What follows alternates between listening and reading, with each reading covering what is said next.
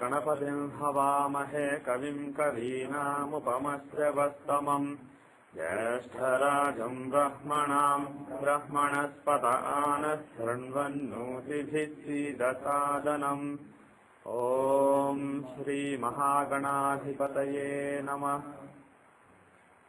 ॐ वृषभं च शनीनां विश्वरूपमदाभ्यं बृहस्पतिं वरेण्यम् ॐ तद्विष्णोः परमं पदं सदा पश्यन्ति सूरयः दिवीव चक्षुरा ततम्। ॐ ऐं ह्रीं श्रीं क्लीं ह्सौः जगत्प्रसूत्यै नमः। ॐ नमः शिवाय। ॐ श्लीं ह्रीं ज्योतिर्ब्राह्माय नमः। Can everybody say after me Hare Ram Krishna 3 times? Om Hare Rama Krishna Hare Rama Krishna Hare Rama Krishna. Welcome back and Happy New Year to those of you who celebrated it yesterday. Happy New Year. And Happy New Year to those of you who are going to celebrate it this week, Thursday. Happy New Year. Happy Lunar New Year, Happy Solar New Year. Yes. Yeah. I am looking at my own chart. Yeah. See, Astakavarga, do we need to see a planet house of a very big thing occupied in the Rashtra? Say, I am looking at Astakavarga of Rashi chart. Yeah. Say, Saturn is in 12th house. Yeah. And then I am just looking at Astakavarga of Saturn. Yeah. Then Saturn, with respect to Saturn, say that 11th house of that particular Astakavarga, the count is say 7. Yeah. What does it mean? I mean, it means that 12th house is going to be gained or... You said 11th house is strong or 12th house? Which house? Saturn is in 12th house with respect to the Rashi chart. Yeah. Forget where Saturn is. Now from Saturn, when you take the houses, which house? 11th is strong. The 11th from Saturn is strong. Strong. So in Saturn's Astakavarga, the 11th house is very strong. Right. So whatever in when you take Saturn as the reference, what are you doing? You are taking the discipline, hard work, etc. The ability to just work hard without asking questions, the ability to just apply oneself sincerely. That is what Saturn stands for. So when you take various houses from Saturn, you are qualifying that quality. Okay. The resources of that quality, the gains from that quality, the loss of that quality, etc. So similarly, if you take Mars Astakavarga, what does Mars stand for? When you take Mars as reference in a chart, not Lagna or Moon, but you take Mars as reference. Aggression, the determination, the fire in the person. So that is what that Lagna shows. That is also a Lagna. Oh. Mars is called Kuja Lagna, Angaraka Lagna. Chandra Lagna means moon taken as Lagna. Lagna basically means a reference point. And the rising sign, the ascendant, is a standard Lagna. It is a default Lagna. When you don't specify any Lagna, you take the normal Lagna that is shown in the chart as a, you take that as the Lagna. But there are so many other Lagnas that can be taken. Mars can be taken as a Lagna. You can take Guru in a chart as a Lagna. What does that show? What does Guru inside somebody show? The wisdom, the judgment, the discretion inside the person.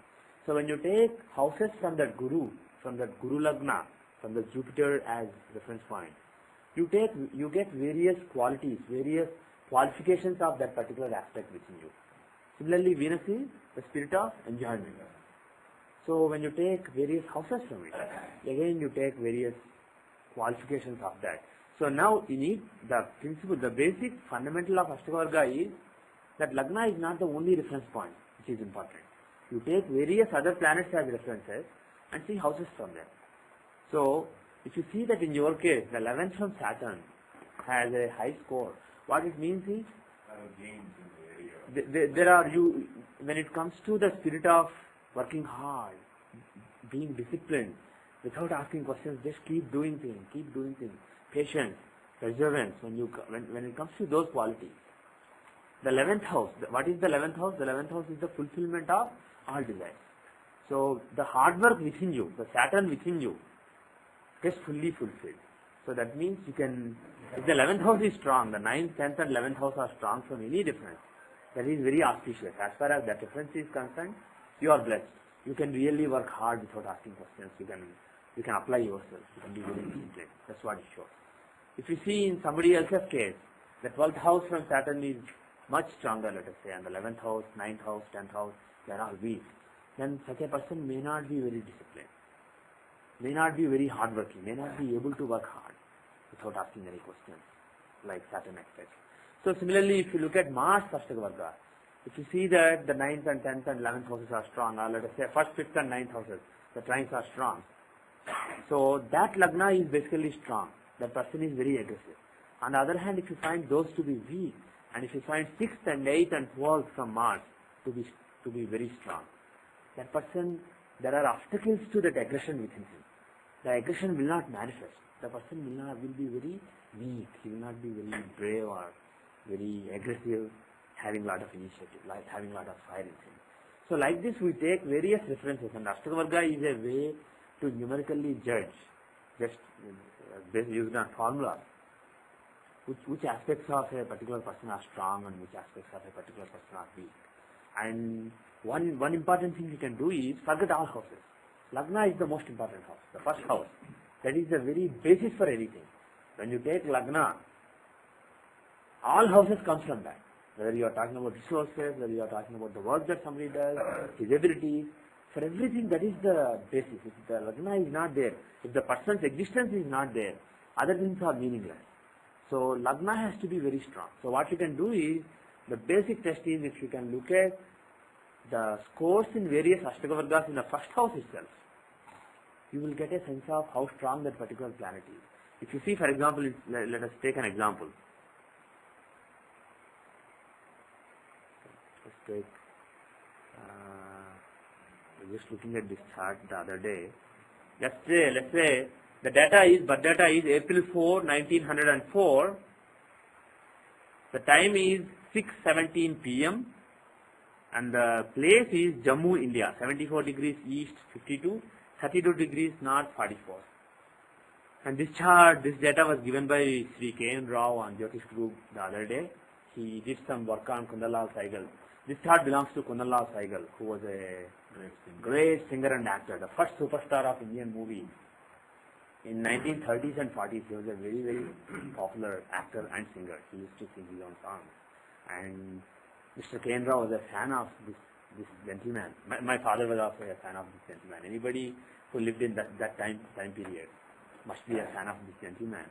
And he did some research on him. He talked to his daughter, this gentleman's daughter, and he found out the data, but it was approximate. And he took the help of a psychic lady, Miss Carvey, who lives in Bombay, and she has the gift of finding out the time of somebody. Her father, he is known as Yogi Carvey. He came to US a few times. He has this psychic gift. When he sees a person, he comes up with the chart, where Lagna is, what was the date, what was the time when he was born. Pardon me? I guess you give the location and then he figures out the time, something like that. But he does help you in rectifying the charts. And but I have seen some cases where he was totally off by several hours, and there is absolutely no way. Off by several hours. Yeah. Not by minutes. Yeah. So there are. It's obviously anything that is inexplicable. Any inexplicable human talent will have some flaws in it. It will not be perfect. But it is amazing that in some charts, in some cases, he comes up with charts which actually make a lot of sense. They must be correct. So his daughter, Pinky Karve, she also has this gift from her father. Actually, her father, Yogi Karve, he worships a deity called Vishwadharshana Devata, basically like a Vishwarupa form of the Lord. So he worships that particular deity, and he's a very simple person. I had the pleasure of meeting him once. He's a very simple, very unassuming person. Yeah. No air around him. There may be airs in people who are surrounding him, but he has absolutely no airs. Very simple man, very honest man. He's a great person. And his daughter also apparently has the same ability. And she helped Mr. K.N. Rao in coming up with this chart, with this particular time. And then when I looked at the chart, it makes great sense. This must be either the correct chart or very close to being the correct chart. So I was working on this the other day. That's why it was at the top of the history. But let us take this chart as an example. Let us see the Ashtaka Varga.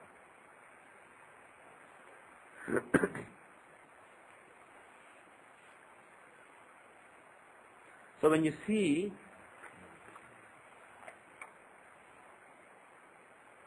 when you look at various houses from planets, like I was saying, the first house from every planet is the most important house, actually.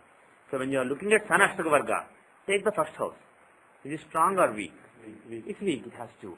So basically Sun is weak in Ashtaka Varga. If you take Moon, like that you can take every planet.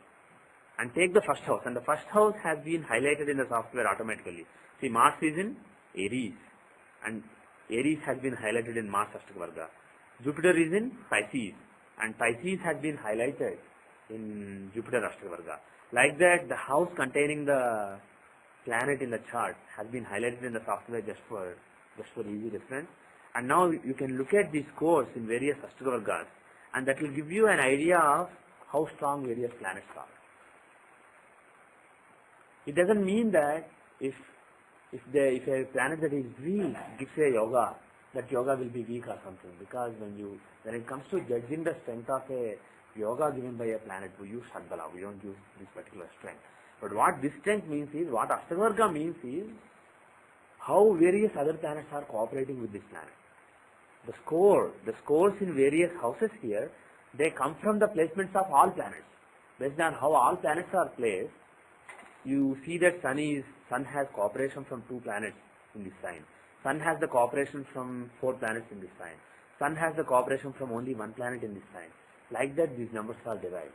So, what this Ashtaka Varga strength shows is, out of all the 8 references, Lagna and other planets, how many are cooperating with Sun in various of these houses. And when you look at just the first house, you will see how many references are cooperating with Sun. So that will give you an idea of whatever Sun stands for. Sun stands for the soul, Moon stands for the mind, Mars stands for the initiative. So you can see how strong various of these things are. And I told you that you can look at let us see. I told you that if somebody is very successful in the Sarvashtaka Varga, which is an accumulation of all the house strengths. If the 9th house from Sun, Moon, Mars, Mercury, Jupiter, Venus, Saturn, everybody is strong, the overall 9th house is strong for the first time. So when you do that, when you add all those things up, you get this Sarvashtaka Varga. So if you see any successful person, any lucky person, any fortunate person, when you add the scores in 9th, 10th and 11th, they should be stronger than 6th, 8th and 12th. Usually when you apply to successful people, you do find that. So if you look here, the 6th house has 29, the 8th house has 28, the 12th house has 21. What is the total? 50 plus 28, 78. The total is 78. If you add, this is the Lagna. So 6th house is 29, 8th house is 28, the 12th house is 21. If you add these 3 things up, you get 78. So what is the average score in those 3 houses? 78 divided by 3. What is that?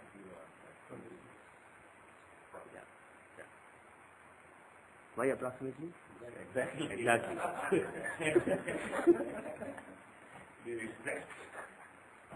So it is exactly 26. So that is not very strong, but not very weak either. Like I told you earlier, less than 25 is very weak, above 30 is very strong, and between 25 and 30 is the gray zone. It's neither too strong, not too weak. It's basically average. And it's at the lower end of the average scale here. On the other hand, if you combine the scores in 9th, 10th and 11th, what is the score? Approximately?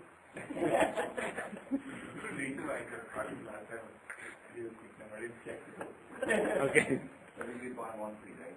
Yeah, 33.33. Why 13? Yeah, 1.3. Yeah.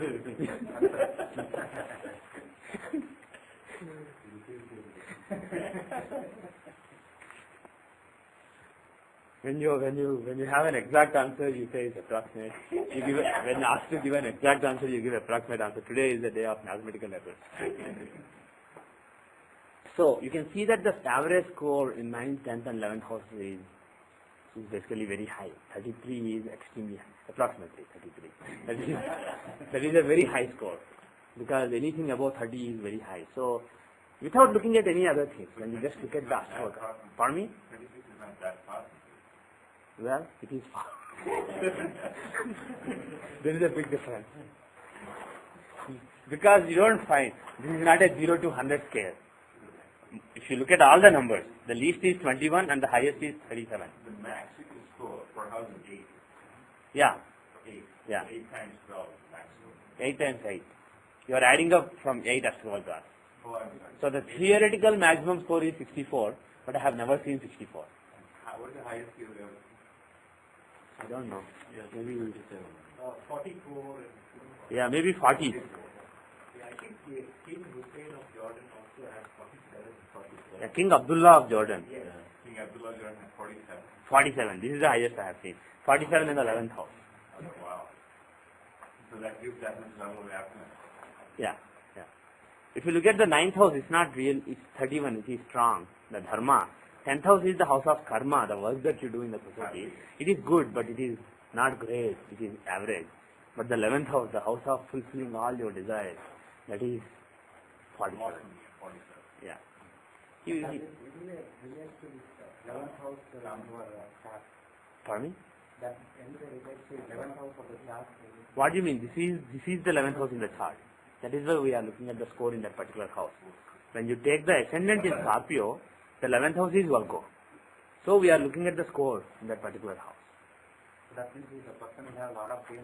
Yeah, overall, with respect to all the planets within him gain whatever they want. The sun inside him, the moon inside him, the Mars inside him, everybody is gaining fully.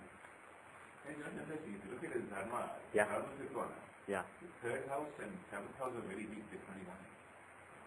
You mean Kama Trikona? Perhaps the count is 3rd and 7th house are weak. So the fulfillment of the desire to achieve. Yeah. So there may not be a lot of initiative, there may not be a lot of Effort in fulfillment. yeah, but He gets he easily gets whatever he wants. But 11th house is the final culmination of getting what you want.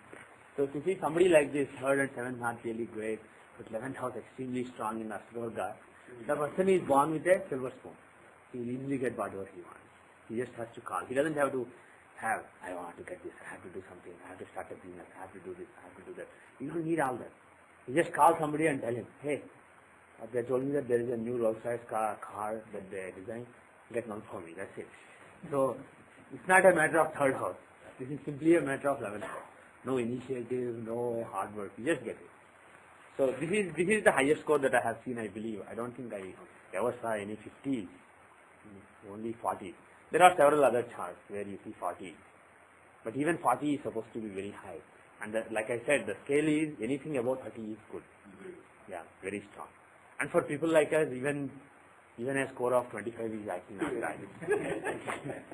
Between 25 to 30 is not bad at all. It's basically the normal scale. That is where you expect most of the people to have most of the houses.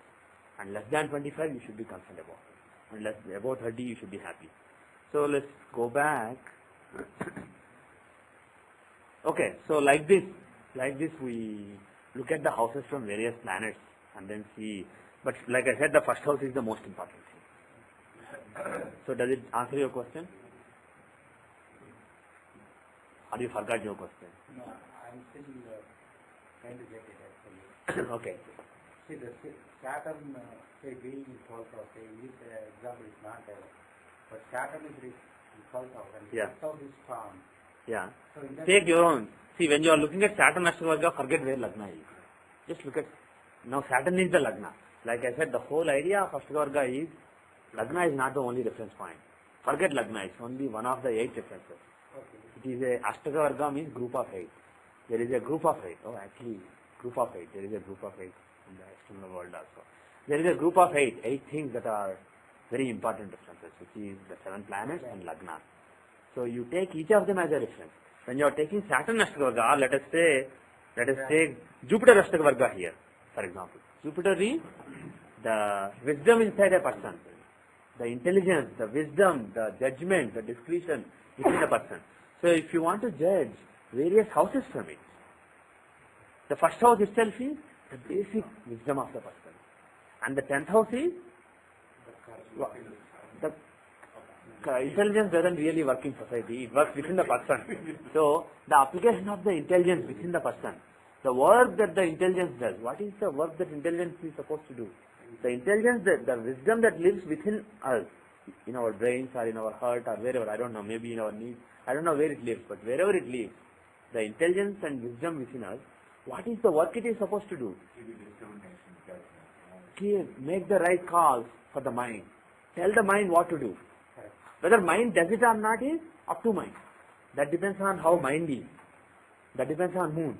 But as far as Jupiter in your chart is concerned, he is your wisdom. His job is, his work, his profession is to guide the mind.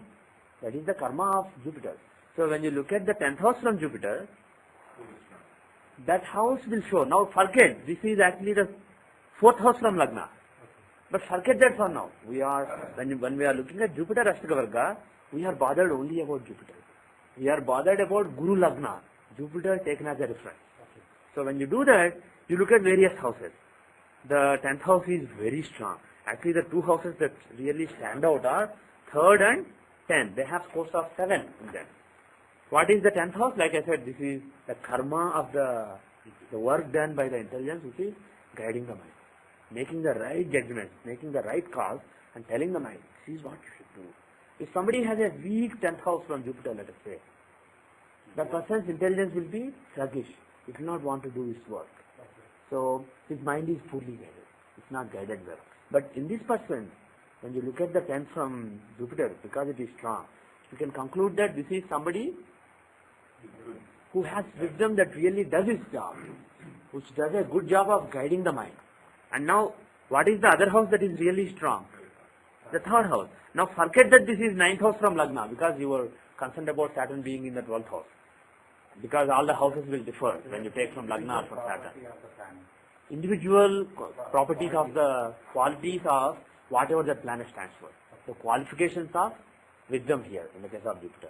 The qualifications of one's hard work when you take Saturn Ashtaka, as in your example.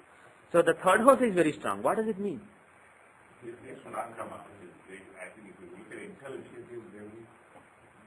What is the initiative of the intelligence? Wow.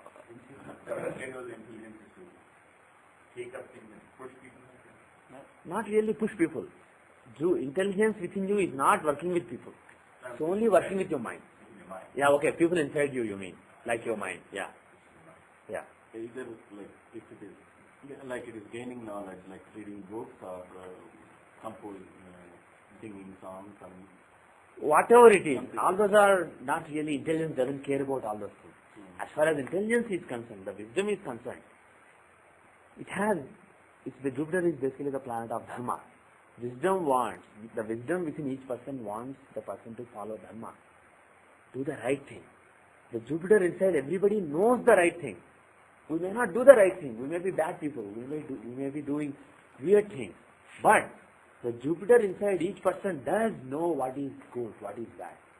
He is the God. Jupiter inside each person is the God, the Dakshinamurti within you. He does know. And the sun is the soul. The sun within you is the soul. And he also knows everything, knows what is good and what is bad.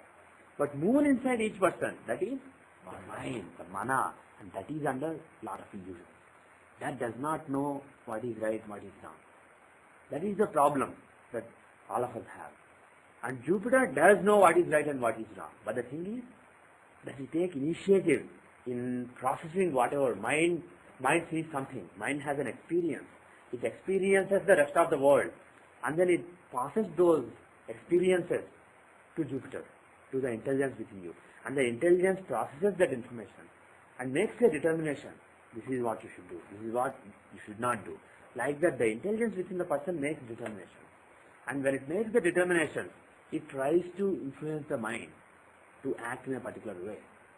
So, the 3rd house from Jupiter is the initiative that your intelligence has to actually apply itself.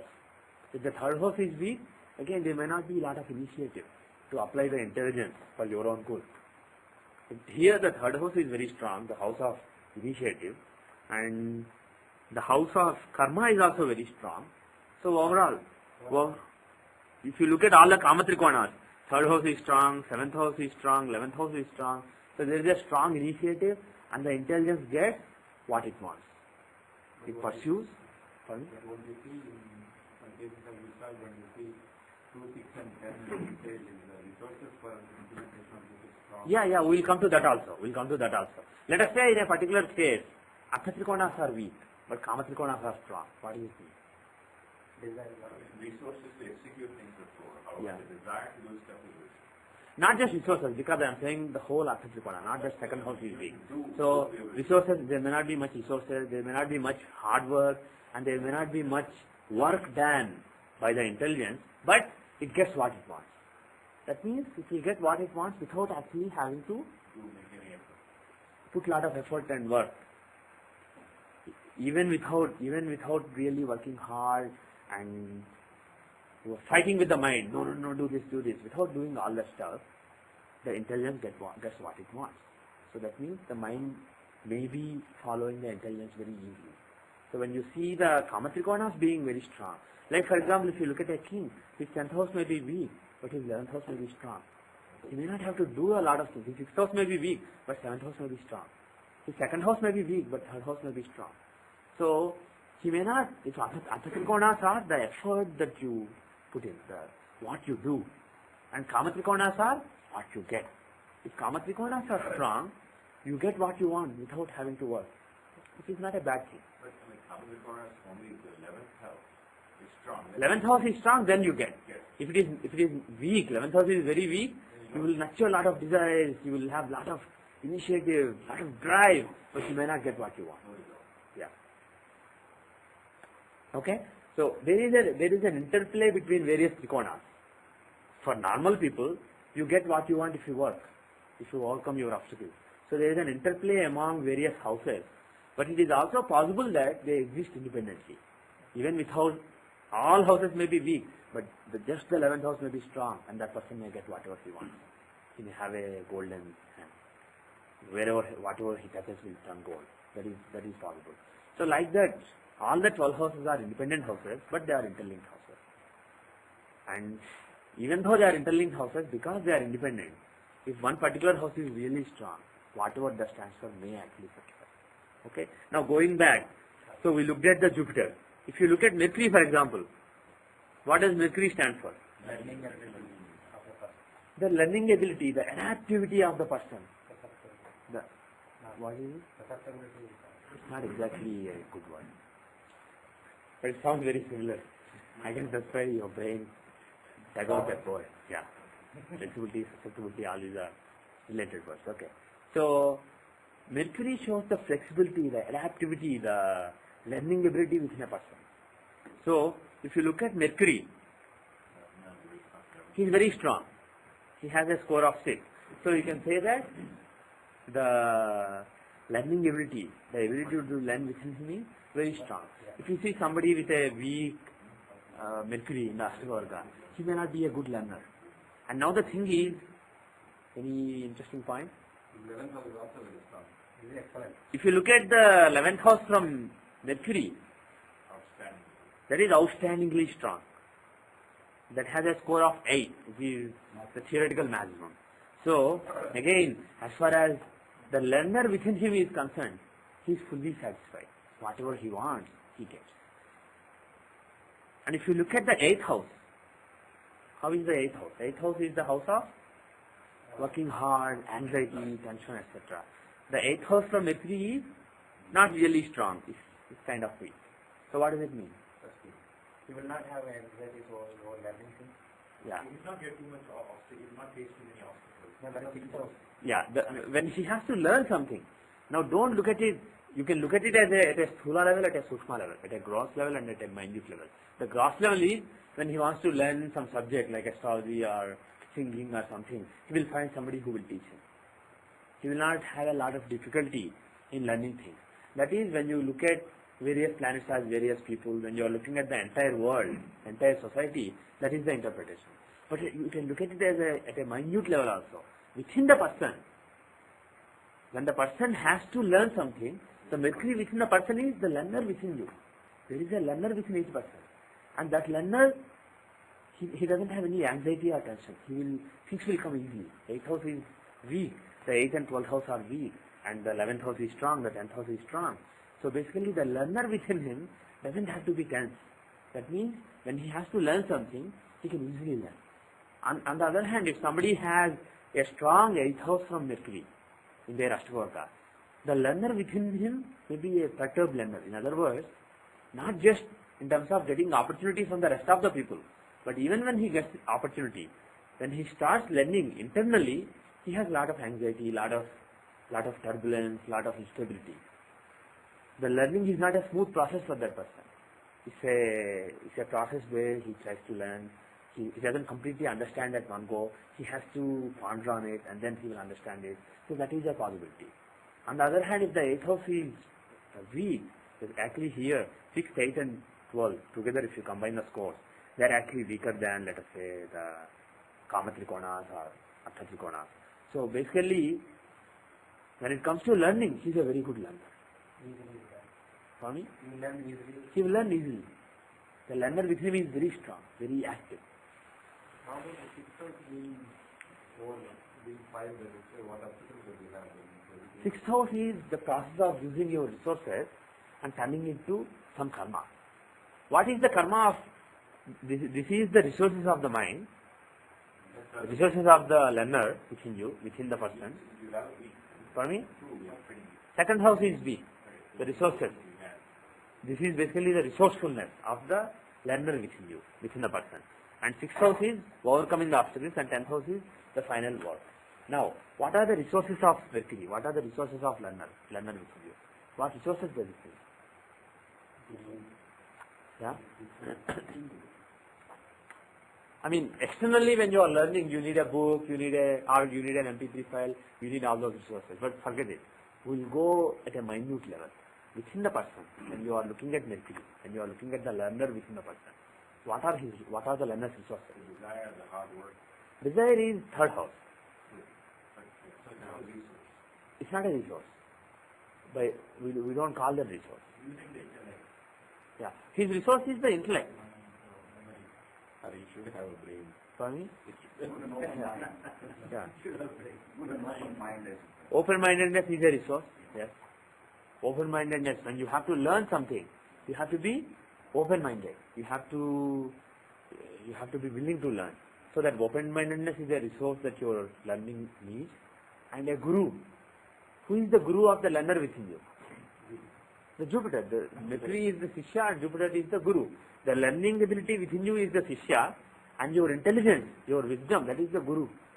That is why some great Advaita philosophers thought that you don't really need a guru to learn something. There is a guru within you. There is a Dakshinamurti, Megha Dakshinamurti within each person. Of course, sometimes when he is weak, he may need to be activated by an external guru. But according to Advaita philosophy, the external guru who is teaching you something and the internal guru, your own wisdom, they are not different. They are one and the same. The same Jupiter, the Devaguru, the teacher of the gods, who permeates this whole universe, who teaches all the gods of this universe, he permeates each person as his intellect, as his wisdom. So you don't really need an external guru. There is a guru who knows everything within each person. It's just a matter of activating him. Just a matter of giving him full control over yourself. Giving him control over the Mercury within you. So, if you look at the resources, the house of resources, that particular house is not very strong. So when it comes to learning, the resources are weak, which means the guru may not be really interested in teaching, or the mind may not, because when does learner learn? When his consumer wants him to learn. The chain is like this. Jupiter, the intelligence, teaches the learner, and the learning ability learns what the wisdom is, the information passed by wisdom, and then it controls the mind. So Jupiter, earlier I said that Jupiter and mind, Jupiter and Moon, the intellect and mind, they are talking to each other, but that's not exactly true. There is a layer in between that is called Buddhi, that is basically the consciousness, which is basically Mercury. So the Buddhi, that asks Moon, what do you want? What is the decision that you want to make?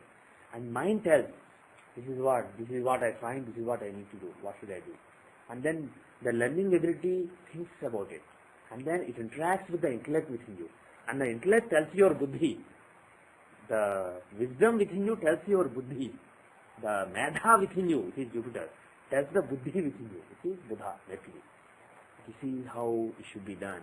And then, just because Jupiter tells something, that doesn't mean Mercury understands. Just because your wisdom is saying, this is what you should do, your Buddhi may not be able to appreciate it at some times. Buddhi is consciousness. And intellect is supra-consciousness. It's not conscious, it's not operating at the level of consciousness. It's at a higher level. That is why it is God. And that knows what is right, what is not. But Mercury doesn't exactly know that. But when Buddhi processes that information given by the intellect, and Buddhi appreciates it, then Buddhi will try to control the mana. So Mercury within you will try to then control the mind within you. And then, depending on the relationship between Jupiter and Mercury, you can decide whether your Buddhi will actually learn or not. And depending on the relationship between Buddha and Chandra, you can decide whether finally when your Buddhi has realized something, your mind is actually willing to follow it or not. So sometimes you may know what is the right thing, but you may not consciously feel it. There will be some unease within you when you are doing something bad, but you may not really understand or appreciate it because the truth has not come to the level of Mercury yet. It is only at the level of Jupiter. When the truth comes to the level of Buddha, you are conscious about it. Still you may decide to go against that. Sometimes that happens to all of us. Because mind is not willing to accept it yet. So this is basically the philosophy. The philosophy is there are various layers within each person. And if you look at the Mercury here, the resources are weak. That means your mind is not asking for the information. It's not a bad thing. Maybe because mind already knows. Mind is already an elevated mind, spiritually. So you need not be concerned about it. Because what is important is 9th house dharma, following dharma, 10th house, doing his karma, 8th house, fulfilling his desires. Are they strong? If they are strong, if other houses are weak, you don't have to be concerned about it. If all the houses are weak, then it's a bad thing. I mean, ideally, I would think he's so moksha as my throat. Not for Mercury. Not for me. In that case, only See, the thing is, forget people who are close to moksha or who get moksha. Their astrology is different. Forget their astrology. You look at normal people, they don't know what is good, what is bad. They are always doing stupid things. We are always doing bad things, causing harm, causing grief to so many people around us, and causing grief to ourselves. And why is it happening? Because we are imperfect beings. And when a being is imperfect, whether the medha within the person, the buddhi within the person, the mana within the person, whether they all are doing their job or not is very important. And if one of them decides to take moksha, it is not moksha for you. It is pain for you. So for the learner within you, there is no moksha. But eventually, let's say, anybody in a group gets to moksha, Yeah. but eventually, so that combination, the self-help has to be strong in several things. I'm not actually 100% sure. I have to contemplate on it. I'm not really sure. I can't answer that. If you know the chart of anybody like that, you study the chart. Yeah. Why is Rahu and Ketu not calculated? Actually, there are some classics where Rahu's Ashtavarga is given. There is an Ashtavarga of Rahu given, I think, Samhara, Prakashika. So, some people do take Rahu's Ashtavarga, but for most purposes, the 7 planets are sufficient. The 7 planets are various aspects of you. Rahu and Ketu are certain abstract aspects within you. But these are more concrete. So we use these, the 8 as Ashtavarga. Yeah. Yeah, but that is his view. There is absolutely no classical basis for it as far as I know. That is his view. Lagna, some people like Sanjayji use Lagna Sashtravarga as Rahu Sashtravarga, but there is absolutely no classical basis for it. It is just his view. And Parashara clearly mentioned it as Lagna Sashtravarga. And there is a classic actually, Sambhuvara Prakashika, which does give Rahu Sashtravarga. So it would make sense that the houses from Lagna, how you see the scores. I will go through Ashtravarga later in a later class in more detail. But the way these numbers are calculated is from each planet, various houses are considered auspicious or inauspicious for various planets. So when Jupiter is, let us say, in the third house from Mercury, is it good or bad? If Jupiter is in the second house from Mercury, is it good or bad? So what is the second house from Mercury? It is the resource for the learner. If Jupiter is there, is it good or inauspicious? It is good. So like that, if you understand what various planets stand for and what houses from them stand for, you can actually derive the Ashtravarga table. It's a big table.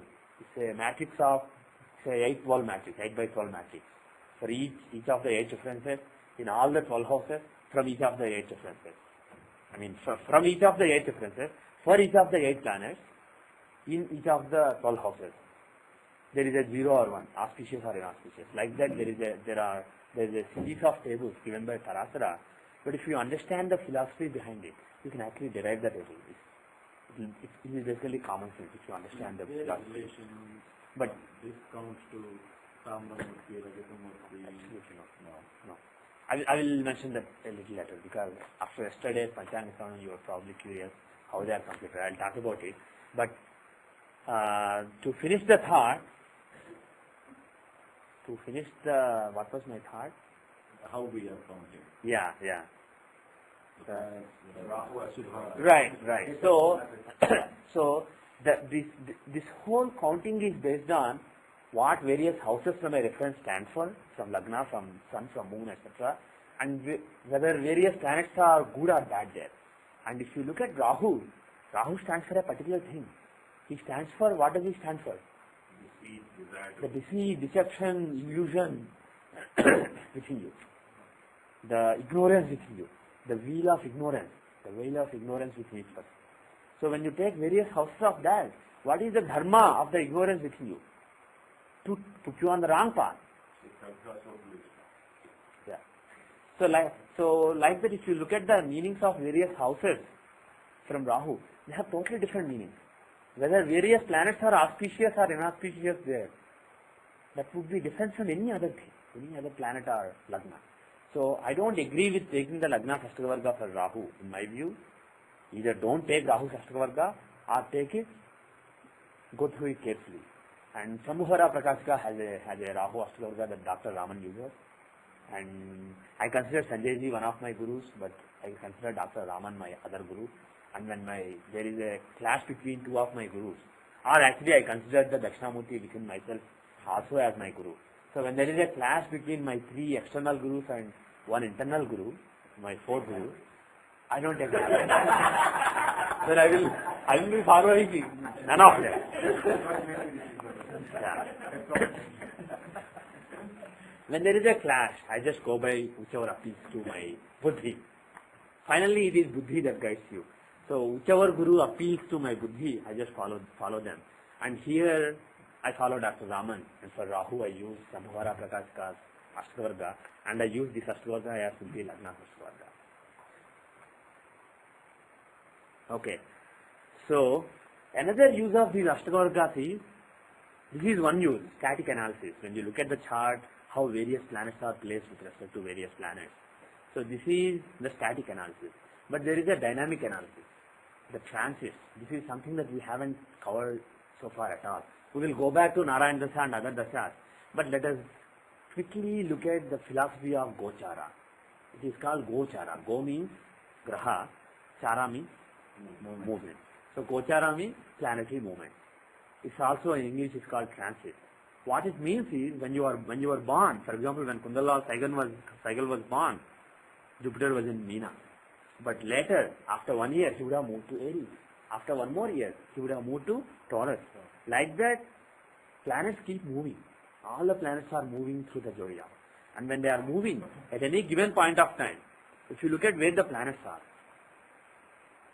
with respect to the original natal position, based on the placements of planets at this time, you can draw some conclusions about what kind of events are possible. So, ideally, we are supposed to look at dashas and also transits and correlate them and then make predictions. If you see that there is a bad dasha, there is a dasha when somebody can be imprisoned, let us say, and you find that for a couple of years, the dasha and Ashtakavarga conducive to imprisonment are running. But when will he be imprisoned? You can look at annual charts like Pravesha like we do, but you can also look at transits. You can see how various planets are moving, and you can see when various planets are good, when various planets are bad. So the rules are, you can see the transits from various planets, from various lagnas, Lagna, Chandra Lagna, Surya Lagna, etc. But the most important is Chandra Lagna. When you judge the transits, in Indian tradition, the most important difference has always taken to be moon. Why? Mind is the Maya.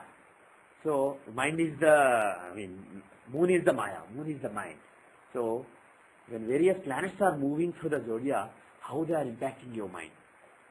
So, to see that, you see the transits from Chandra. But there is also a section of Indian astrologers who give more importance to Lagna. And that is also good. What do you see from Lagna? It's the intelligence, it's the health, it's all those things. So if you want to see how the health will be, you can look at Lagna also, apart from moon. And thirdly, you can see transits from Arush Lagna. You can see from Sun also, but we don't really give a lot of importance to Sun. Sun is soul. How various transits are impacting soul. Why do we care? We don't even know what the soul is. So we forget soul. But it is, you can look at transits, but it's more involved. It's not like second house has a lot of planets now, you'll get a lot of money. What money the soul needs? The second house from Sun is not money. The second house from Moon is money. The second house from Lagna is money. The second house from Aru Lagna is money. The second house from Sun is not money. So when you judge the transits with respect to Sun, the interpretation is more tricky because we don't exactly understand what Sun stands for. Even though we say Sun is soul, Sun is soul. Okay, what does it mean? What does second house from Sun mean? What does third house from Sun mean? It's a philosophical issue. To understand it fully, one needs to be more advanced. So let us forget Sun. But the ironical thing is, in Western astrology, in Western society, usually people are, at least for the last few centuries, people have been more materialistic, but still when it comes to transits, they put a lot of importance on Sun. So Sun gives power also, right? How would you say? Sun gives power also, yes. Sun gives power also. Soul and Sun they are related. Yeah. The soul, the power that somebody has, if somebody has really strong power, that does come from the level of soul. It is the soul that enables. If somebody has, let's say, following by 1 million people, it cannot come just because of Lagna or Moon. It comes because there is the power in the soul. The soul is carrying that power with it. That's why it happens. So what you said is right. So you can see those things also. But if you look at normal laymen, the chances compared to chances from Sun, Moon and Lagna are more important. But I must say that Parashara did say that Sun, Moon and Lagna are all 3 important differences. They are the tripod of your existence. Sun, Moon and Lagna, body, mind and soul. 3 are important. So in India there is hardly any tradition of taking transits from Sun. But interestingly, I find it a little ironical, but interestingly, the Western astrology has kept that tradition alive, keep using Sun as a reference point. But it's interesting that they have completely forgotten Moon. They are just using Sun.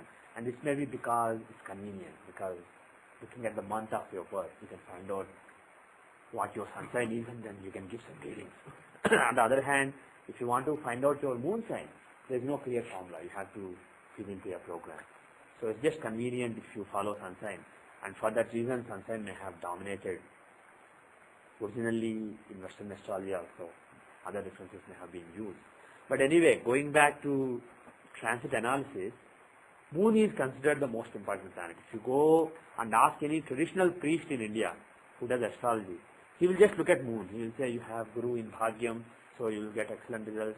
you have the Guru in Shashtam, so you will lose to your enemies. Like that, they will use only moon 90% of the time when you are judging the transits. And that is sufficient. Moon is pretty sufficient. And in classics, the good and bad houses from moon are given for various planets. For example, for Jupiter, the second house is good. The second house from moon is good. The fourth house is good. The fifth house, actually you don't have to note it down because it's available everywhere.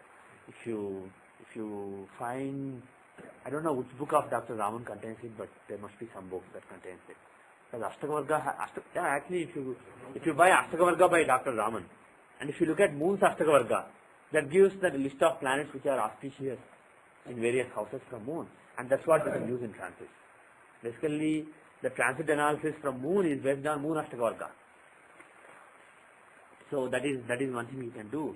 And actually my book also, if you look at my book, the chapter on transits, there is a section on transits, and in the first chapter in that section there is the list of good and bad houses from moon are given. Actually the results of various houses from moon that are given in the Shastras are given in my book. So you can get it from any book. Also many books give it, so you don't have to really note it down. But from moon, 2nd, 4th, 5th, 7th, 9th and 11th houses are considered auspicious for Jupiter. And the other houses, 3rd, 6th, 8th, 10th and 12th, they are considered inauspicious. So like that, for various planets, if you take male fix like Mars, Saturn, Rahu and Ketu, it's very easy to guess. Can you take a guess on what are the good houses for Mars, Saturn, Rahu and Ketu from moon? 3, 6? 11. Yeah, 3, 6, 11. That's it. 3rd, 6th and 11th houses are good houses. Other houses are bad houses for those planets. Jupiter is 10th house is bad. Pardon me? You said Jupiter. Yeah. 10th house from moon. Jupiter in the 10th house from moon is considered bad. The rationale behind that is, let me put it this way. What is moon? Mind. Mind has certain karma to do, right? The intelligence, if it meddles in the effects of mind and tells mind what to do, it's an unnecessary interference. Proper guidance. Guidance, you can guide it, but you cannot tell it, do this, do this. I mean, telling it what to do is a different thing, but 10th house is not telling it what to do. 10th house is the house of its doing things. So, guidance would be 9th house, right? Guidance, the Guru Sthana is 9th house. So, if Jupiter is in the 9th house from moon, he is guiding the mind, he is telling the mind what to do. Jupiter's job is just to tell the mind what to do, not go and do it for the mind. Mind can do it by itself. It's better off doing by itself. Because sometimes there are some material concerns, there are some other concerns that are beyond intelligence, because people are not perfect beings. If a person is a deva, if he is a god, then he will do exactly what Jupiter tells. But if a person is a normal human being, sometimes you have to go against what the God within you tells you to do, because you are a human being and you are living in a society. So mind has to act in a way that Jupiter may or may not like sometimes. But it is Jupiter's job to guide. So Jupiter is, if he is placed in the 9th house from moon, he is guiding the mind, telling the mind what to do. If he is in the 10th house, he is doing it for the mind. The 10th house. So if Narayan comes and asks me, what should I, let's say a student Narayan comes and asks me, what should I do? I tell him, this is bad. So suppose there is a student, not Narayan, somebody, let's say Chris, he is my student, he smokes. He asks me, is smoking good for me or should I stop it? I tell Chris, stop smoking. I'm doing my job. Because he asked me, I guided him. Stop smoking. But if I go and remove the cigarette from his mouth, pardon me? But it's not a good thing for me to do. Because it doesn't serve his purpose. Just because Jupiter is short-circuiting all these layers and directly doing it, it's not good for you because you don't appreciate why it's happening. The right order is, intelligence should tell the buddhi, the medha should tell the buddhi what to do. Buddhi should appreciate it. Digest that information. Because undigested information is poison. If any food that you eat is undigested, it is poison for you. It is toxic. And there are Ayurvedic medicines for flushing out such toxins. And similarly, any knowledge that comes, if you don't digest it, it is poisonous. So, buddhi has, for me, it will go mad also, yes. Certain kinds of knowledge.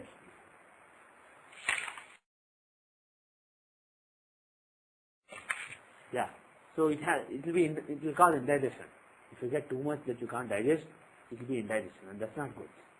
You need to flush it out. So, so the thing is, there is a natural order. Jupiter has to tell Mercury, Mercury has to tell Moon, Mercury has to appreciate it, decide to do it, decide to tell Moon has to be willing to listen to it and then do it. Then it is good. But if the intelligence is directly going and doing it on behalf of Moon, like me removing a cigarette butt from Chris's mouth, that's not good. That's counterproductive.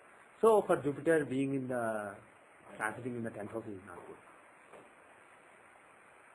It's not actually considered a good period for career. During that period, people have a tendency to, as far as the work that they are doing is concerned, they have a tendency to be too idealistic, and at their workplace they may start preaching everybody, no, it's not how you should do it. You should do it like this, and there can be some friction because of it. So when you have Jupiter transiting in the 10th house from your natal moon, you have to watch out against that tendency and do your job without telling other people what to do.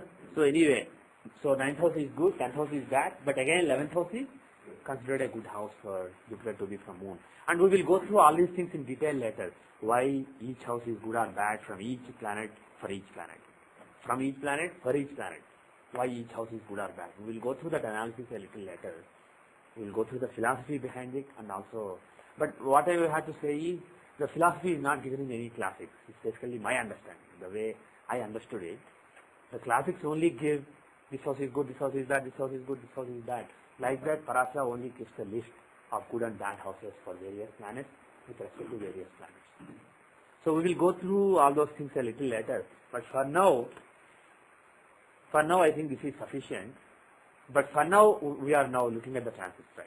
So when you look at the transits, see, for example, let us say somebody is born with moon in Aries.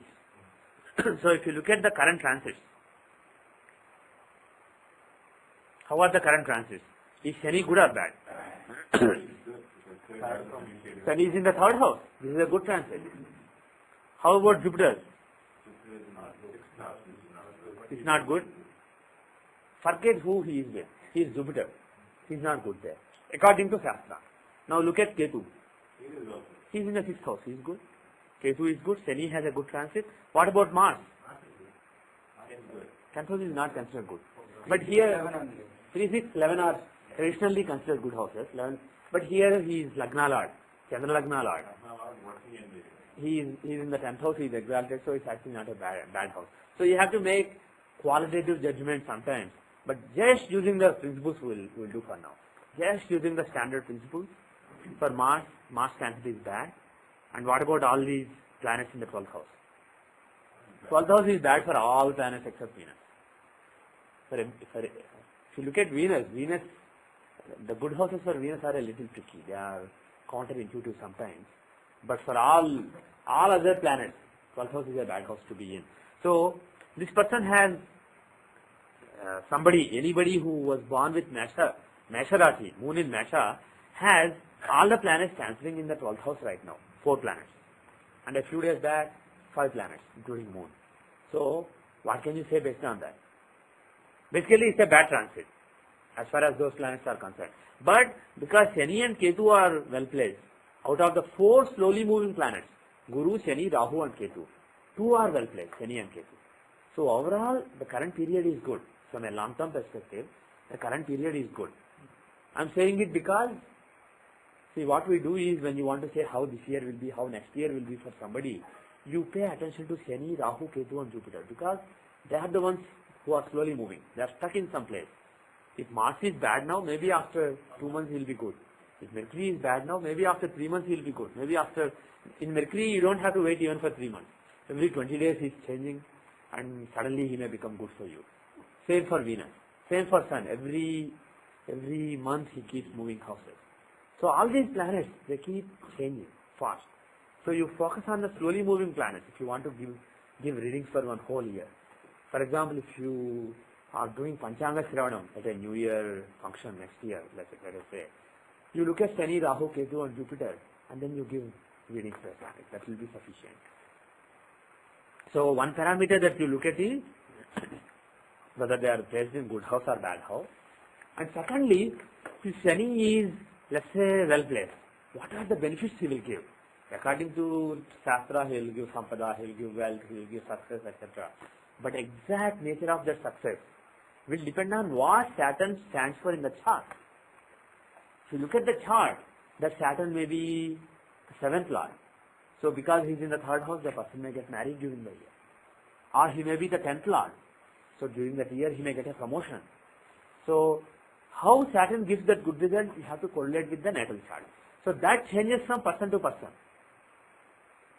Just because Saturn is in the 3rd house, not everybody born in Mesh Rasi will have the same results. Overall, they will all have good time. But what kind of good time depends on your individual chart. You have to look at your own Lagna and look at what Saturn represents in your own chart. Okay? So like that you see all the planets. But for this person, for somebody born in Mesh Rasi, because so many planets are in the 12th house right now, even though the whole year is not bad at all, Shani and Ketu are good. Current period, during the current period, there can be some tension, some worry. 12th house is the house of peace of mind or lack of it. So here 12th house has Rahu. Rahu is in Gandanta. He is afflicting Sun very closely. The 5th house. 5th house from Moon. If you look at Moon as Lagna and forget everybody now for a second. From Moon, Sun owns 5th house and Moon owns 4th house. 4th house is the house of peace. 5th house is the house of emotional stability, emotions, judgment, etc. So those lords are being eclipsed by Rahu, and that Rahu is a very inauspicious Rahu. During these couple of months, Rahu is very inauspicious. Why? He is in Gandanta. The last Navamsa of Meena and the first Navamsa of Mesa are called Gandanta. Similarly, between Karkataka Simha and between Vrishtika and Dhanus. Those borders are the borders between fire and water. They are called Gandanta. And especially within the last Navamsa, the last degree itself is really extremely bad. And Rahu is in that Gandanta right now.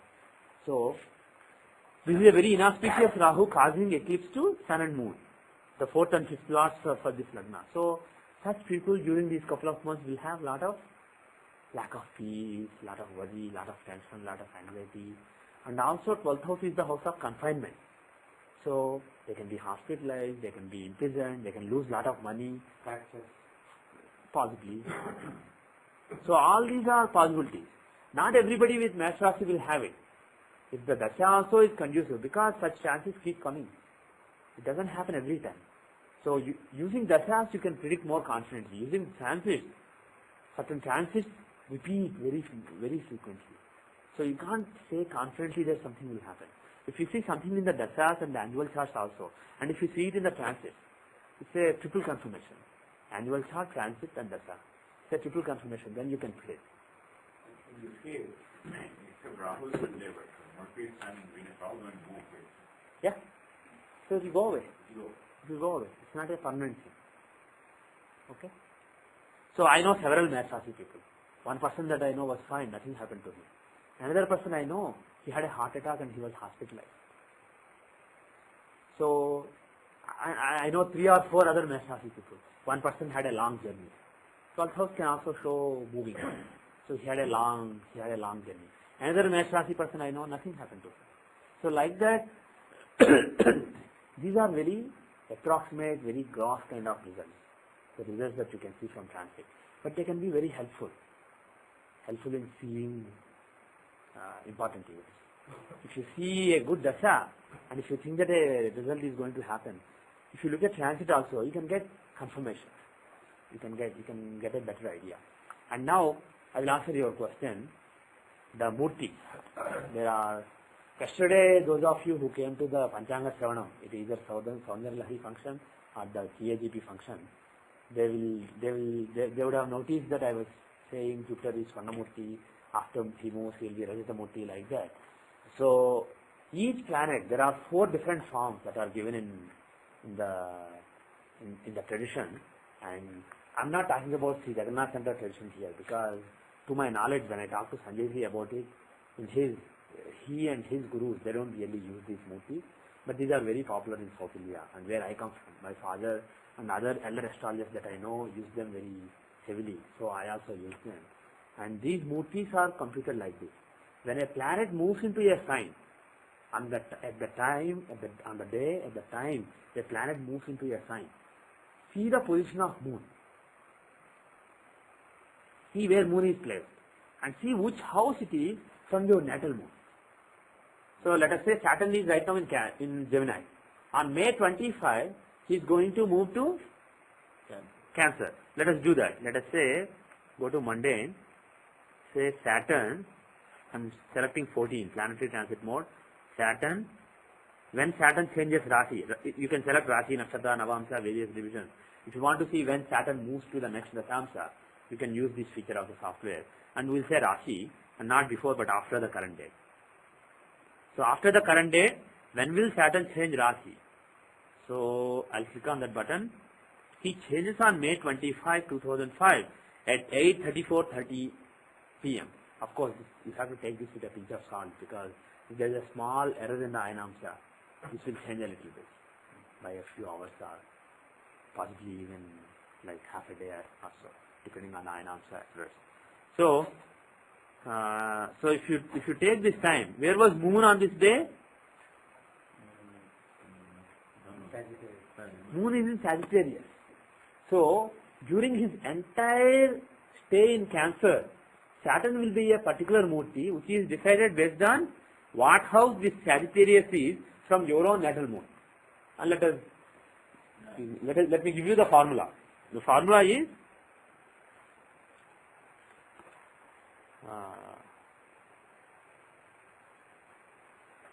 Swarna, golden. This is 1611. Rajata, silver form. This is 259.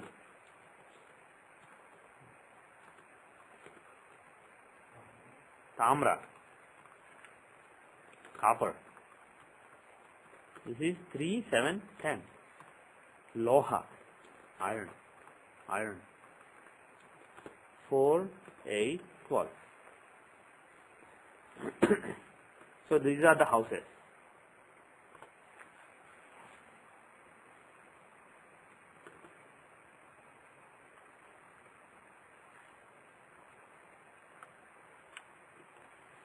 So you can note this down, but the software does it for you.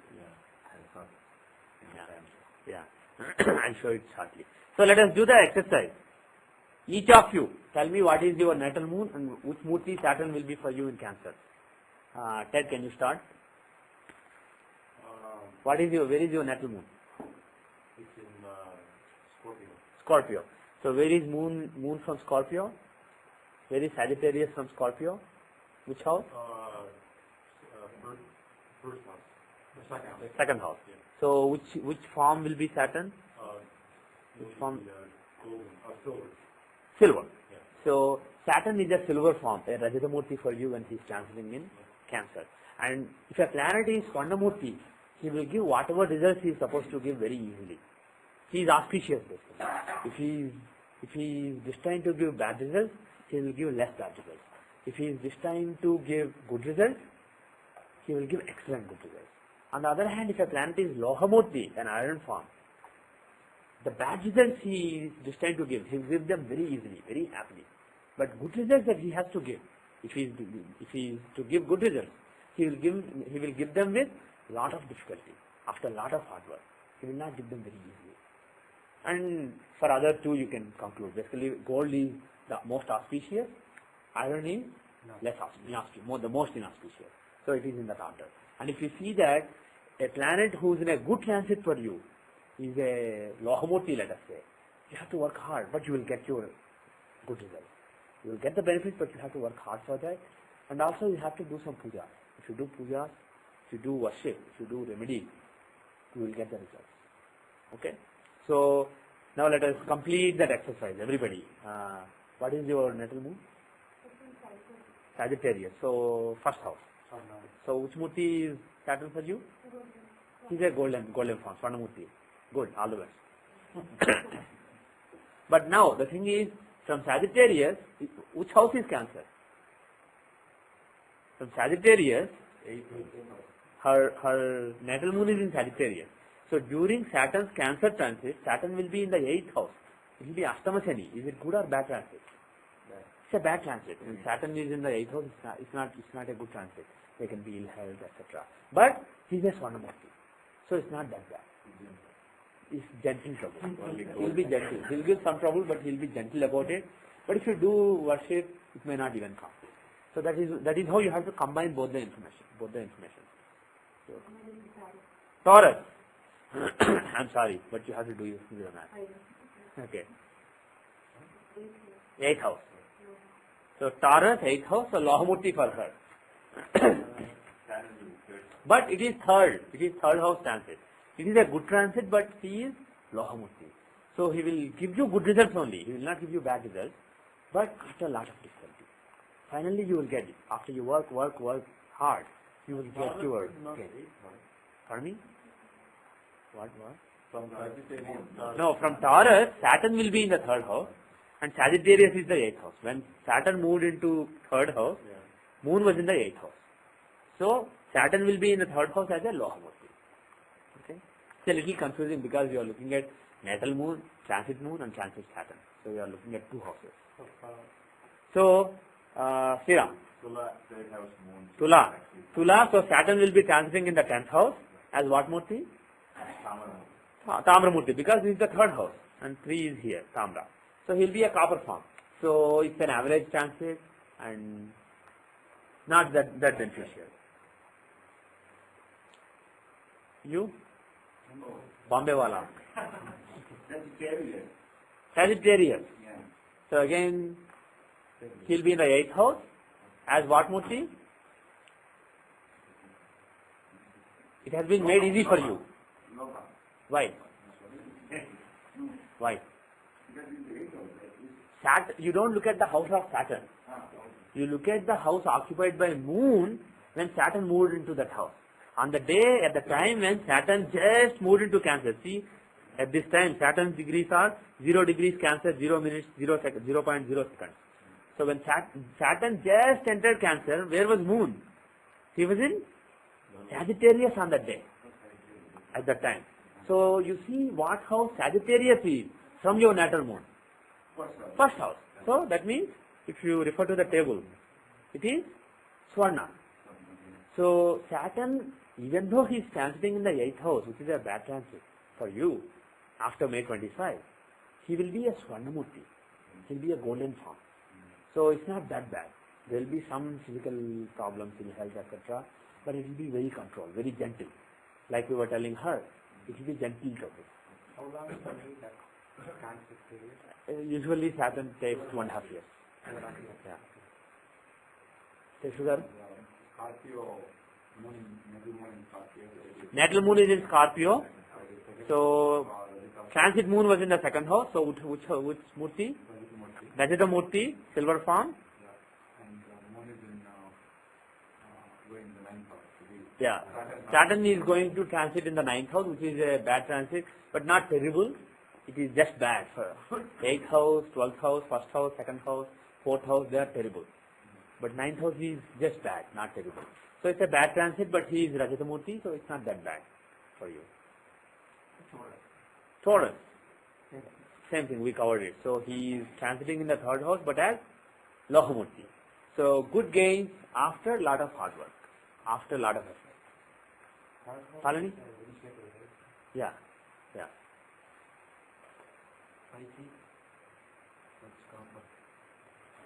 Pisces. Okay, we have a different Lagna here. So Palani has Pisces Lagna, and Saturn will be transiting in the 5th house, and Moon was in the 10th house at the time of transit, at the time of sign change. So 10th house is Tamramurti. So he said that his Saturn is a Tamramurti in the 5th house. Tamra is more prone to give bad results. So not the worst, more prone than other 2 Murtis. And 5th house is again an average transit. And if you look at the transit, if you look at the Shastras, Panchama Shani will give Udara Badha, so any digestive problems, etc. Digestive system problems will be given by Shani during the transit. So you have to be careful with what you eat during this time. And if you have any digestive problems in the past, be more careful. So that's what it means. Now, you, Ramakrishna. He has Virgo, another different Rashi. So from Virgo, transit moon was in 4th house. So, Lohamurti. So Shani is moving away from the 10th house. 10th Shani slows down career. He's not good for the work. But when he's in the 11th house, he gives lot of gain. So, Labha Shani, you are getting a very good transit, but unfortunately, he's a Loha, unfortunately. So, Saturn in Cancer will be so-so. But if you work hard, if you put a lot of effort and if you pray, he will give you a lot of gain. Even that is what seen even in the previous city private as well as in the... Okay, if it is, then that is good. Then everything is together. If it is not, then you have to reconcile. That is the tricky thing. Okay, I'll leave Narayan because he's also, his Rashi is covered. Praying with Saturn for Venkatesha, right? You can pray to Venkatesha. Aquarius. Okay, you and I have the same Rashi. Okay. So, I don't know how to do it for me. Then I will use that also. Then I will use it for myself. So, Saturn is transiting into which house? Which house will it be in? From Aquarius?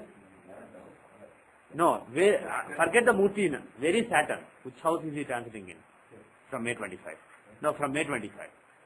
From Kumbha, he is in Cancer. So, which house he is Cancer from Kumbha? Aquarius? So, 1, 2, 3, 4, 5, 6. So, he is in the 6th house. So, Saturn is going to be in the 6th house. Is it a good or bad transit? For Saturn, Mars, Rahu and Ketu, 3, 6 and 11 are good transits. So, for Saturn in the 6th house is a good transit. Into the 6th house or transiting? Right now is not good. We are talking about 2.5 years from May 25. That's what we've been doing for everybody. So, on May 25, Saturn will move into Cancer, and during his entire stay there, which is 2.5 years, he will be a particular Murti, decided by where Moon was on the day he entered Cancer. So, where was Moon on the day he entered Cancer? In Sagittarius. So, which house is it from Aquarius? 11th house, 12, 11. So, 11th house is Swarna. He is Swarnamurti. So, we are the lucky Janmarasi as far as Saturn in Cancer is concerned. So, we have Saturn transiting in the 6th house as a Swarnamurti, as a golden form. So, he is going to give good results and also very easily. So, for you, Saturn transit, for you and me, Saturn transit during this 2.5 years. I had 11 calls. Which was your? No, it was that. He was in Sagittarius. Oh, but you also have Swarnamurti. Yeah. But he is transiting in the 8th house. Oh, okay. He is willing to be good to you, but he is placed in a house where he is told to be bad to you. So he is told to be bad to you, but he is willing to be good to you. So as a compromise, he will be a little bad to you. Or if you worship, he will be good to you. But for him, for Srinivas, and me too. Yeah. For us, he is willing to be good and he is told to be really good. Now, worshipping, will Hanuman help also for Shani? Yes. If you have Ashtama Shani, if you worship Hanuman, it will help. This you can do for every planet, for any division. For me? This we can do for any planet, for any division. We usually see, we haven't even looked at Rashi transit. Forget the divisional transit. We look at transits basically for the Rashi chart. We see which Rashi a planet is transiting right now. But what you asked is very, very good. Yeah. So you can look at the reference point. I've been taking the reference point as Moon, right? The reference point can be taken in Rashi or various divisions. The transit position can be taken in Rashi or various divisions. But the most basic thing that 99% of Indian astrologers stick to is take the natal moon as reference and take the transit positions of planets in Rasi chart. Everything is in Rasi. And if you want good results, what I advise is, take the transits in Rasi chart, but the reference can be from various divisions. Now forget the Murti, just look at the transits. Let us take an example. Let us say Seshu's example, because he is the one who brought up divisions. For those who are listening on the radio or in the MP3, the data is September 16, 1961, 2:22 p.m. Secunderabad, India, 78 degrees 30 minutes east, 17 degrees 27 minutes north, and the time zone is 5 hours 30 minutes east of GMT, Indian Standard Time. So in this chart, let us see. Let us look at the current transit of Saturn. Right now, where Saturn is for the last few months. So Saturn is in. Where is Saturn? Somebody help me. Gemini. He is in Gemini, right? So from Moon, where is he? Which house is he in? From Moon, he is in the 8th house. So is it a good transit or bad transit? It is a bad transit. So during this time, as far as Saturn is concerned, he will make him work hard. Right now Saturn is in Gemini, right? So I am seeing which house Gemini is from Scorpio, from your Lagna. Because we know it. Just make a chart. No, we are not looking at the chart. Current year. Current time. For the last few months, Saturn has been in Gemini. And we are saying that on May 25, he will move into Cancer, and we were looking at how that transit will be for various people. The stay of Saturn in Cancer. And now let us come back to Gemini. Saturn is in Gemini right now, as you can see here. And in his chart, Moon is in Scorpio. So Saturn's transit is not a good transit for him. How about Jupiter? Jupiter transit is good. And Rahu, even though he moved recently, before that, Rahu transit was also good transit for him. He was in the 6th house first. Rahu was in Aries until a few days back. So Rahu and Jupiter were having good transit for him. Okay? Now, if you look at, let us say, the Dashamsha. For me? Oh, make a new chart. Just make a new chart. Make a new chart, or just say transit. Go to transit, enter the date and time. Let us say we want to see on March 1. Say March 1, 2005. Show transit calculations. Then it shows the transit positions of planets. And actually you can click on this icon you see here. You can see both the positions. This one. No, not Sarvabhadra, the one. Two icons. Approximately Sarvabhadra, not exactly.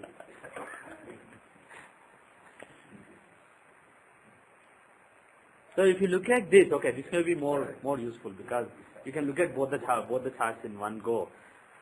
So look at the Rashi. This is the inner chart is natal chart, as it says here. Outer chart is the transit chart, and both are Rashi. And if you want, let us switch. Actually, let us stay with this. Now take this Moon as the reference. Rahu has a good transit. Jupiter has a good transit. Only Saturn is the problem. Right? So out of the 4 slow-moving planets, 2 planets, Jupiter and Rahu, are auspicious. So overall, it's a good period. But if you want to see from the point of view of marriage, let us say, how will be the marital life? Look at Navamsha. The inner chart, make it inner natal chart, make it Navamsha. Click on the inner chart and select this Navamsha. If you select here, it will change the outer chart. So that is how it is. So you can look at natal Navamsha, transit Rasi, natal Rasi, transit Navamsha, etc. But what I suggest is, as far as transits are concerned, stick to Rasi for now. Forget division. Just look at Rasi positions of planets. But natal difference, you can take Moon in the Navamsha Chakra. So if you look at Moon here, Rahu and Ketu were transiting on him. Even in the natal Rasi chart, Rahu and Ketu, natal Navamsha chart, Rahu and Ketu are on the axis of mind. And they are transiting in those signs right now. I mean, not right now, they changed. But until a few days back, Rahu and Ketu were transiting on that house. So for Rahu and Ketu, being in 1st and 7th is not a good house, not a good transit. So this can show some problems in the marital life. It may or may not have happened to you. But theoretically, that is a possibility. There is some Rahu Ketu Pida.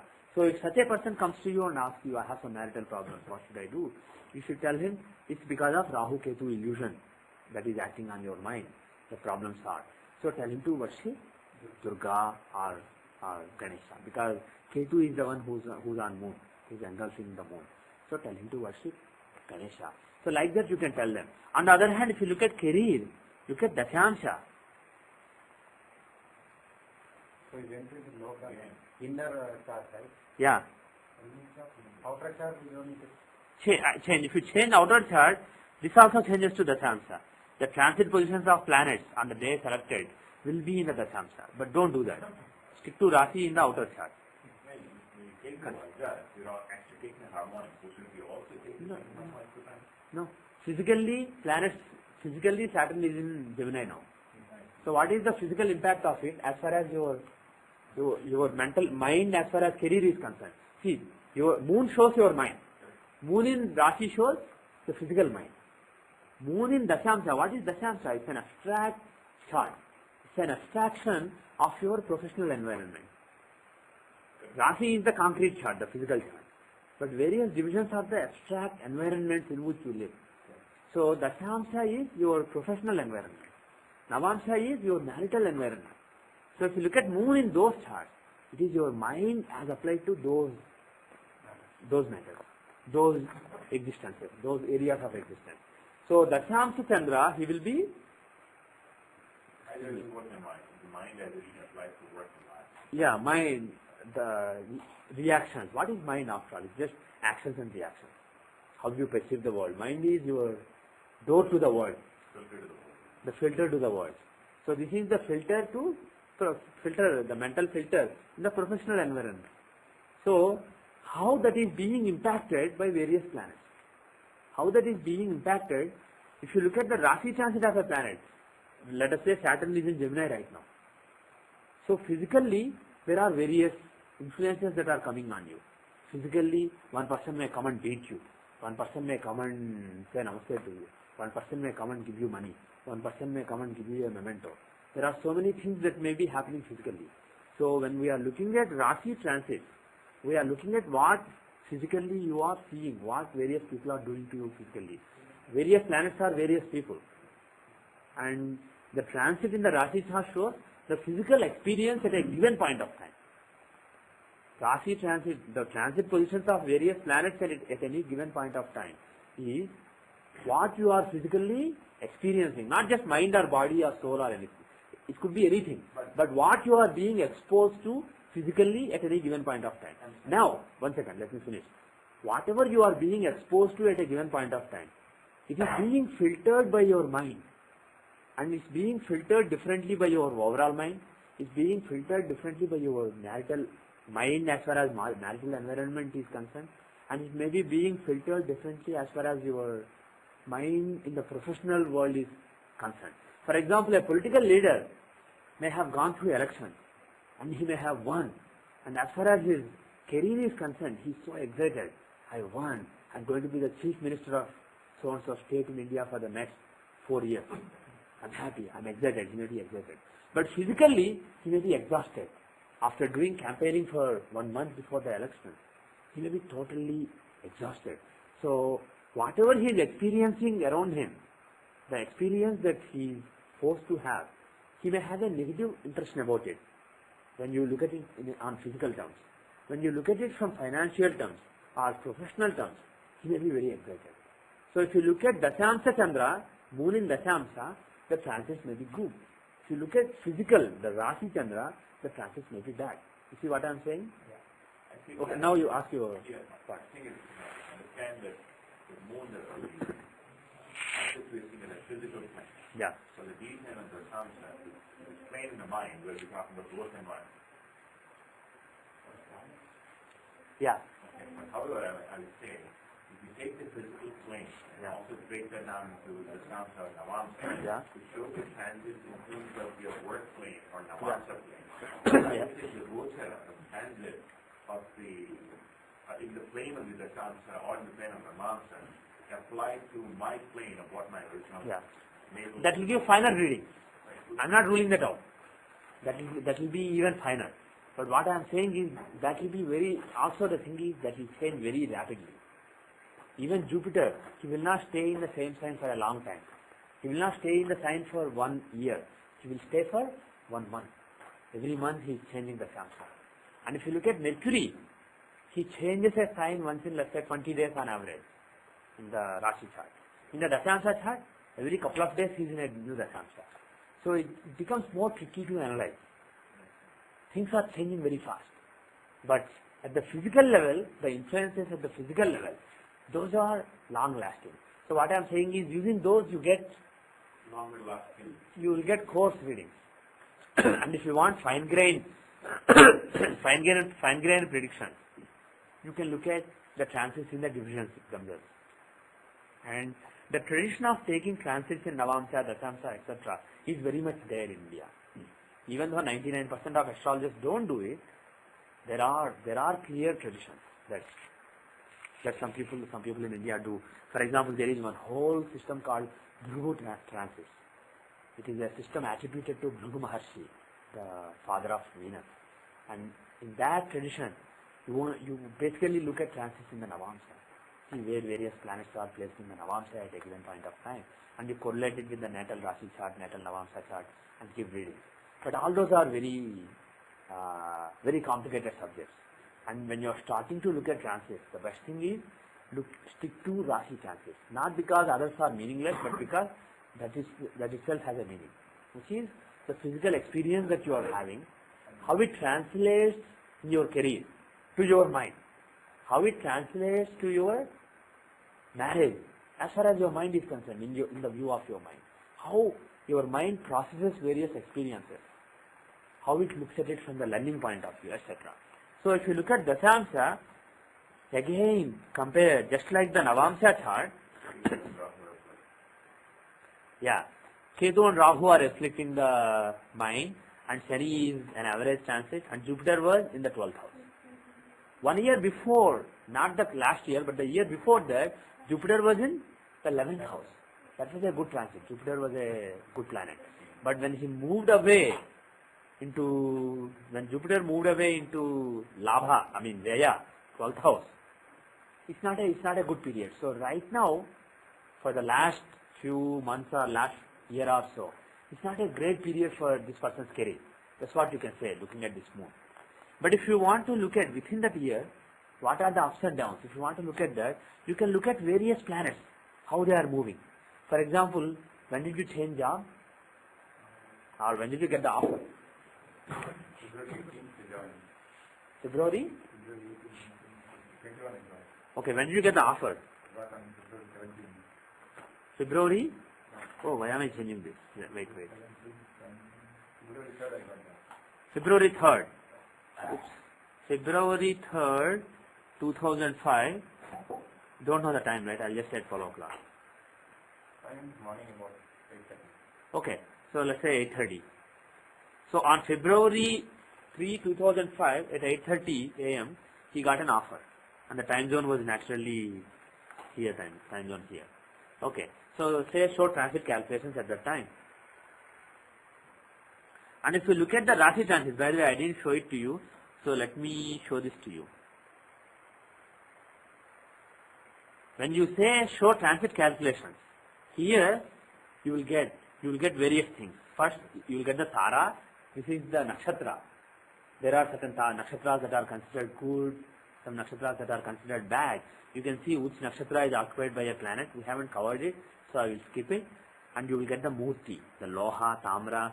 So which planet was which murti you will get, and you will also get the house. Is it in the 3rd house, 1st house, 2nd house?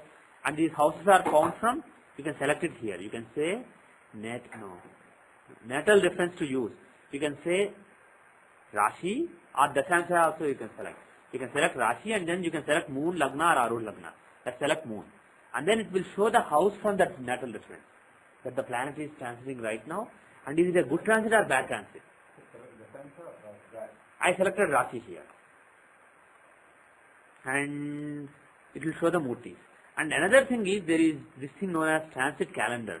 What you can do is, you can give a date, for example, current date, April 10, 2005, and you can give the time, and you can say, from this date and time onwards, starting from the above date and time, calculate transits once in every 1 day, or you can say 10 days. If you want to see how it will be for the next, let us say, let's say just 15 days, next 15 days. You just click on this, say show transit calendar. It will show this thing. This is a pictorial representation, and what it shows is, you can go through the legend of this. Various symbols are explained here, but I will just look at the factors that we have been seeing so far. This, you see this idol with a yellow color. This means Swarnamurti, as a golden form, and this white is silver, and this is Loha, iron, and this is, as you can guess, this reddish thing is copper. So it shows the 4 Murtis, and it shows the house. See, this thing in the rectangle is a house, 5th house, 4th house, 6th house, 5th house, like that. So sun is right now in the 5th house, and he is going to move into the 6th house. And the red background shows bad and green shows good. So 5th house is a bad house, and 6th house is a good house. And this moon, you see a small moon symbol at in the corner, the left bottom corner. It shows that this house is from moon, and there is another one without moon. This is the house from Lagna. So right now, sun is transiting, or let's say Jupiter. Jupiter is transiting in the 11th house from moon, which is good, and 10th house from Lagna, which is bad. So these are the transits for Jupiter right now, and he is transiting in the 6th star, which is a good star, and he is a Tamramurti, which is not so good, and forget the next two. So it gives a synopsis of the quick summary of all the planetary transits right now in a pictorial form, so that looking at it, if you see a lot of green, say good. If you see a lot of red, you see bad. Or he is suggesting, he is making a suggestion, change the color. I don't know how many of you know, but if you say in the software, Alt P D C, preferences relating to display, colors to be used, you can change all the colors. So you can select various items in the software, and you can just pick the color, and then if you save it, the whole look will change. So you can change green and red if you don't like. If you are, pardon me? Oh, you never used it? Go to transit. Bottom tab has basic transit results, transit calendar, special sets. You just give some date where you want to start, date and time, and from then onwards you give an interval. Every 1 day or every half day, every 10 days. And then you select which items you want to be seen in the chart. So I selected everything. And you can also say natal chart and transit chart, you can define them. But I'm using just Rashi. Can you go back again? What is that little more in the corner? Yeah. This means the square basically shows which house the planet is transiting in. And the little moon in the corner shows that this house is actually from moon. Because the software gives both house from moon and house from Lagna. To distinguish between them, it uses that moon, crescent moon symbol to show the house from moon. So, if you look at Jupiter right now, why did it change? Oh, it didn't change. I just scrolled. No, I just scrolled. And you see that Jupiter is in the 11th house right now. And he will be there for a while, until September 27th. From moon. And it is a good house because it is green. And this is red. This is the house from Lagna. It is 10th house from Lagna. And is that right? Your Lagna is Dhanus. So Virgo would be the 10th house. So Jupiter is transiting in the 10th house. It is a bad transit, not a great transit. It doesn't show the transit from Arush Lagna. It only shows from Lagna and Moon. And then this is the star. He is in the 6th star. And for those of you who know, 6th star is Sahantara. So it shows achievement. So this is a good transit of Jupiter, but he is a Tamramurti. So like this you can just get a synopsis. And you see this small red dot on this 11. This 11 is green. Jupiter is in the 11th house from Moon, which is auspicious. But you see a red red dot, small speckle on the top left, top right corner, and that shows that there is a Vedha. There is something known as Vedha. When planets have a good transit, some other planet in a certain house can cause Vedha. Vedha means obstruction. So those are again given in Dr. Raman's book on Ashtavarga. When he defines transit, he gives Vedha. He gives a list of houses where various planets will cause Vedha. For example, when Jupiter is in the 11th house, I think some planets transiting in the 5th house will cause Vedha. And I think it is being caused by Rahu and all those planets. What is the transit is causing? That is the definition. When Jupiter is in the 11th house, 5th house causes Vedha. When Jupiter is in the 5th house, another house, there is another house. For each house, there is a list of houses that causes Vedha. And if you have my book, you can actually get that from my book also.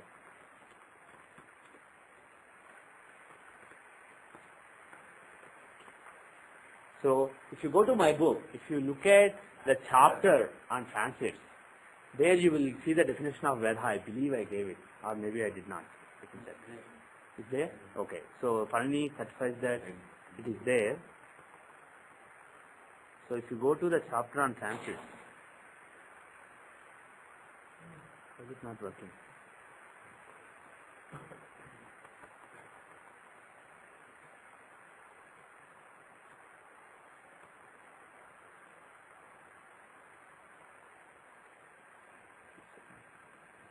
Are you sure it is there?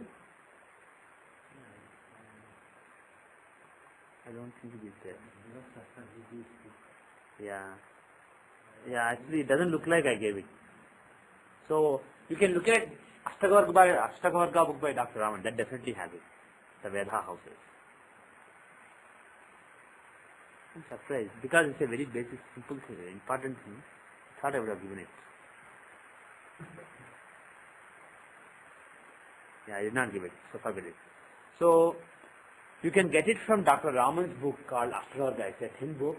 It gives Ashtavarga and also it gives some basics on transit.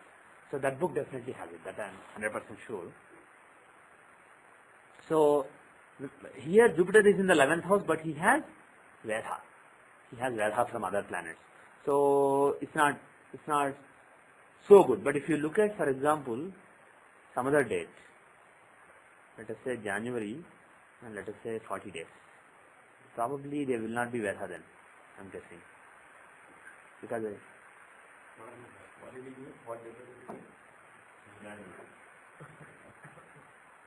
sorry. Oops, I'm giving you the wrong chart.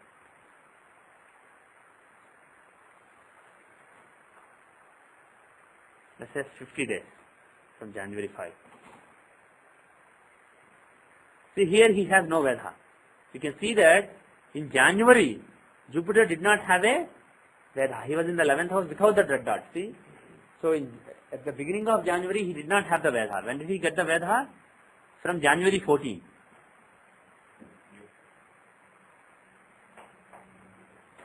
So, which planet caused it? I'm not sure. So, probably it is the third house, not. It is probably the third house. I don't remember the exact houses that cause Vedha to each planet. For each good house, there is one Vedha house. So, go through Dr. Raman's book and find it out. But you can also look at the software. So, like this, you can just look at the software and get a good sense of how the transits are. Can you know which planet is causing it? Pardon me? I'm not sure. Of course, I can look at it if I open the software. I try to open my book and find it, but it's not in my book. I can open the software and the definition should be there. But just look at the book. Look at Dr. Raman's book. Okay.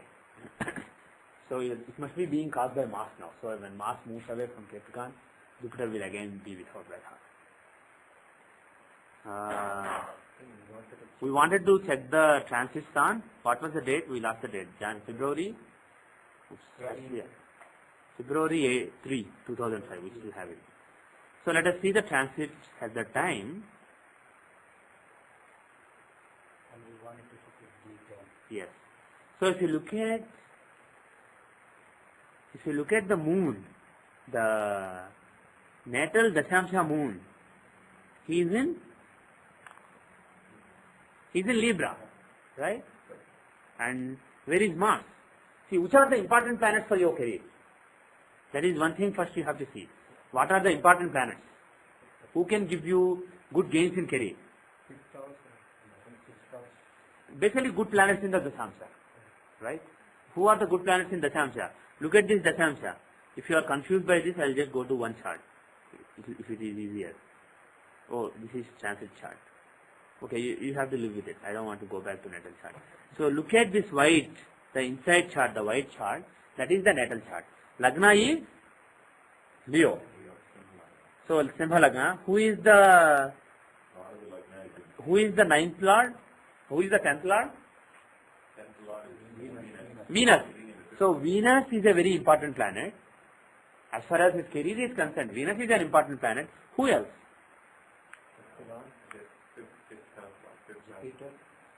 That 10th lord Venus is with 2nd lord Mercury, and those two planets are in the 5th house.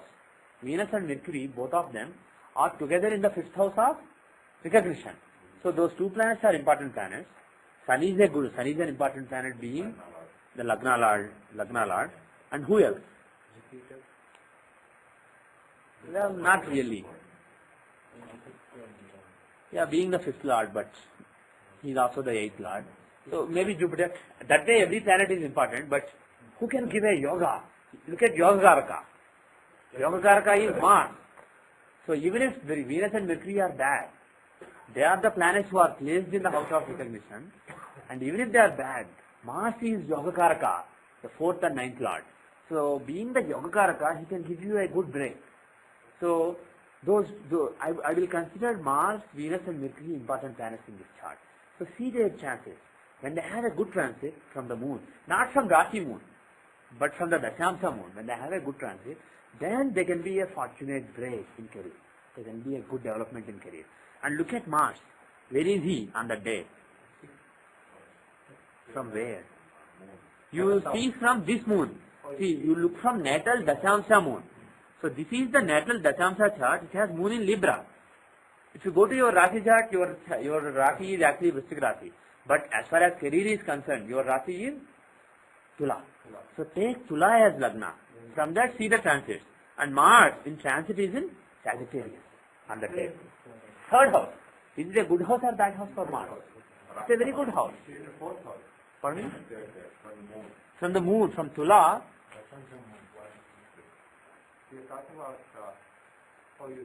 Not the, see, you are looking at this Mars, right? Exalted Mars. He is at the time of your birth, not on this day. So Mars has a very favorable transit. Who else has a favorable transit? So even though slow moving planets are not really well placed for you during the year, during that particular time, during that particular month, Mars was transiting in the 3rd house. And what about Mercury and Venus? Are they well placed? Yeah, 4th house is a good house for both of them. Just take it from me for now. For Mercury and Venus, also for Jupiter. 4th house is a good house.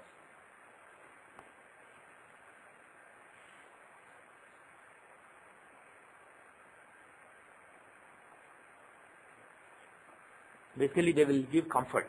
4th house is the house of Sukha, peace, comfort, happiness, solace.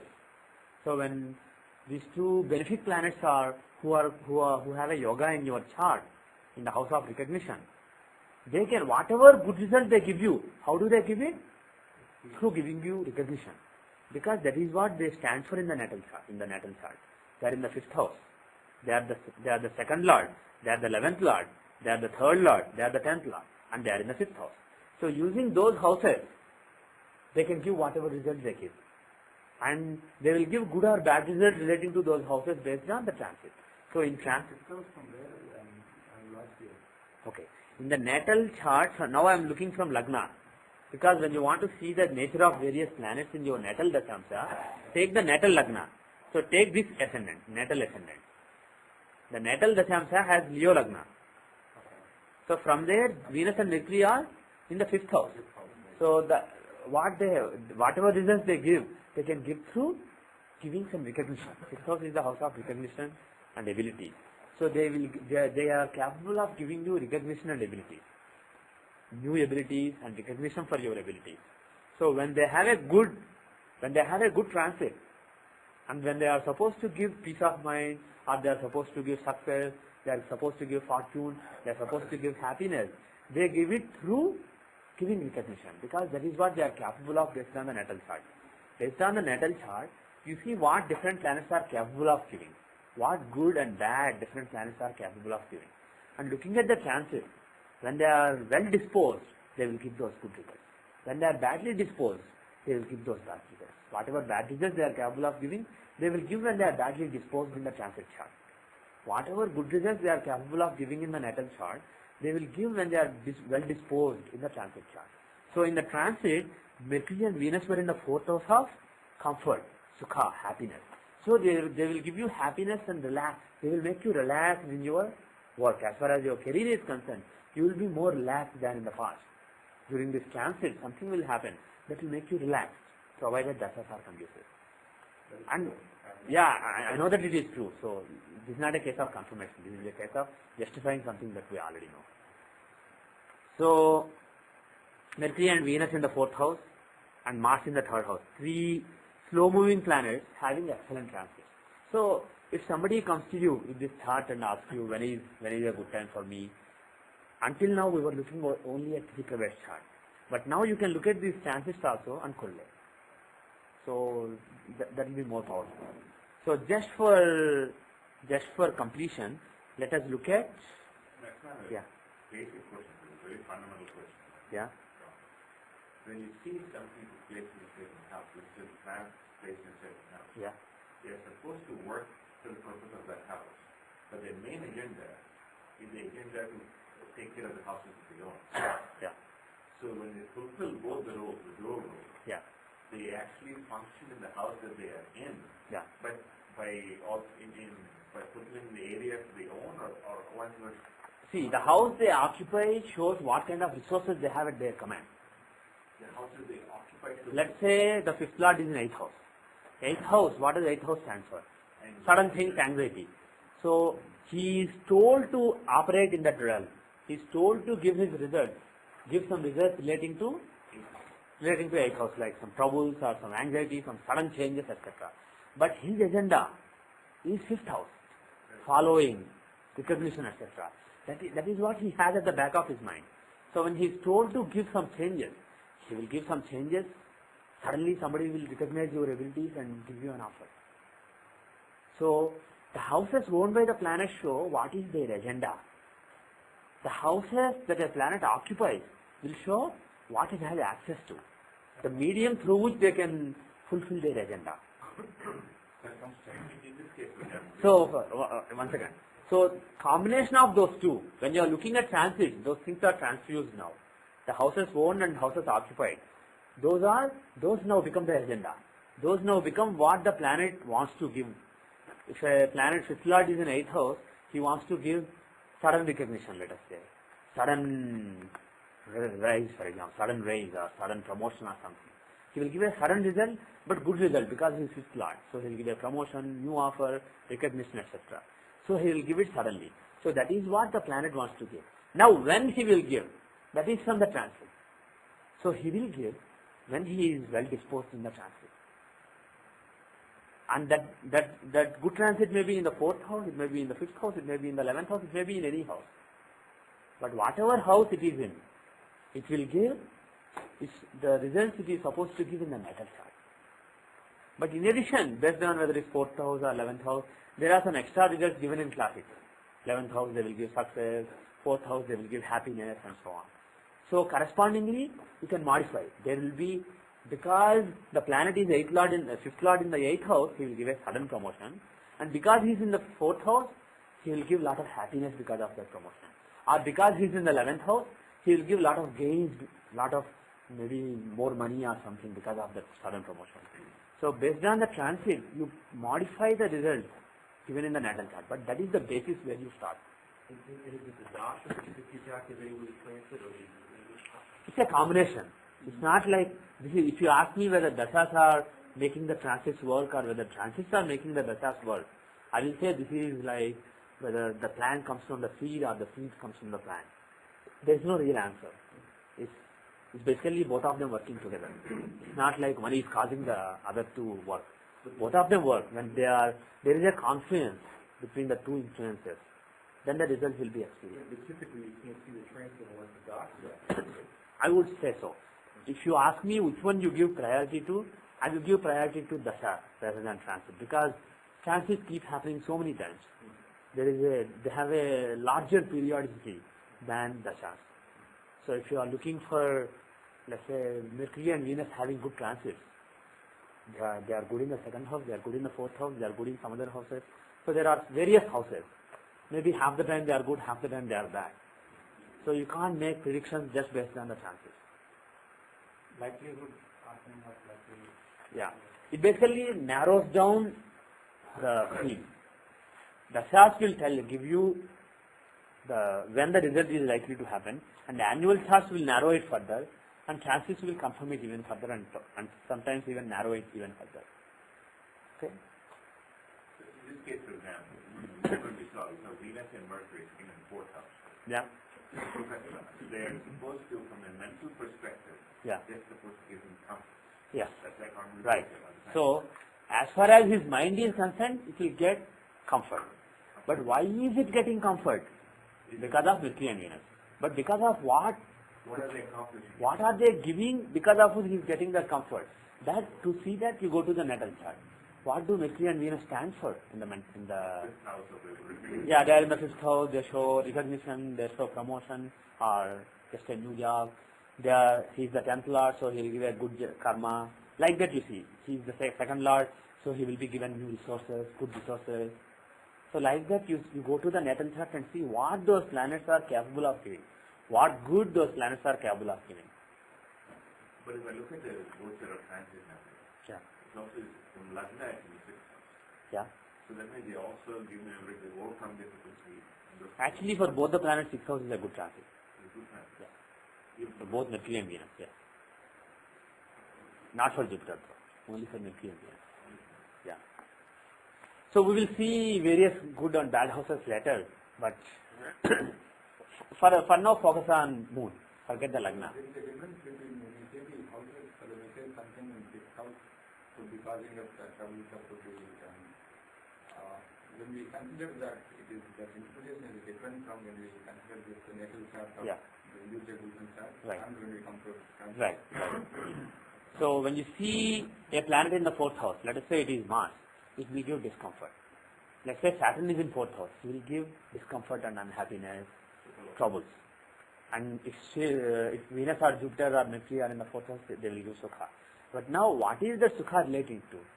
It's relating to something that Jupiter stands for, or Mercury stands for. Or what is the discomfort relating to? It is related to something that Mars stands for. Let us say Mars is in 4th house, transiting in 4th house. Now what is it? To see that, go to the natal chart. Then the natal dashamsha here, because we are focusing on career. So we are just focusing on the overall existence, physical existence. Go to Rasi. Because we are looking at career here, we looked at dashamsha and looked at what Venus and Mercury stands for, and what Mars stands for. Mars is also the other good planet here. And another interesting thing is, even in your Rasi chart, if I believe, Mercury and Mars are in the 10th house of karma. So the physical work that you do is shown by Mercury and Mars. So again, those two planets have a good transit from the Dashamsha moon at that time. In your natal Rasi chart, the 10th house has Mercury and Mars. So see, if you want to see what are good planets for you, look at the 10th house in Rasi chart, look at the 10th lord of Rasi chart, and look at important planets in the Dashamsha chart. That is how you find the good planets for your career. And then see when they have a good transit from your moon in the Dashamsha. And when they have a good transit from moon in the Dashamsha, you will feel good about your career. When they have a good transit from Arudha Lagna in the Dashamsha, your image will receive a boost. But again, the rules are totally different. The houses where planets are auspicious and inauspicious are not the same from Arudha. Same for Arudha and for moon. They are totally different. So I'm just telling you that you can look at all those things. But for now, focus on moon. And get the auspicious and inauspicious houses list from moon for various planets from my textbook or Dr. Rama's book or any other book that you like. Because those are standard things. Or you just find it from the software. Okay? I'm just curious. Let us see where is his D24 moon. Yeah. The inner chart, let us say, is where is moon? I don't see him. Okay, he's in Aries. Pardon me? The outer is Navamsa, yeah. I'm seeing how the transits are from D24 moon. I was just curious.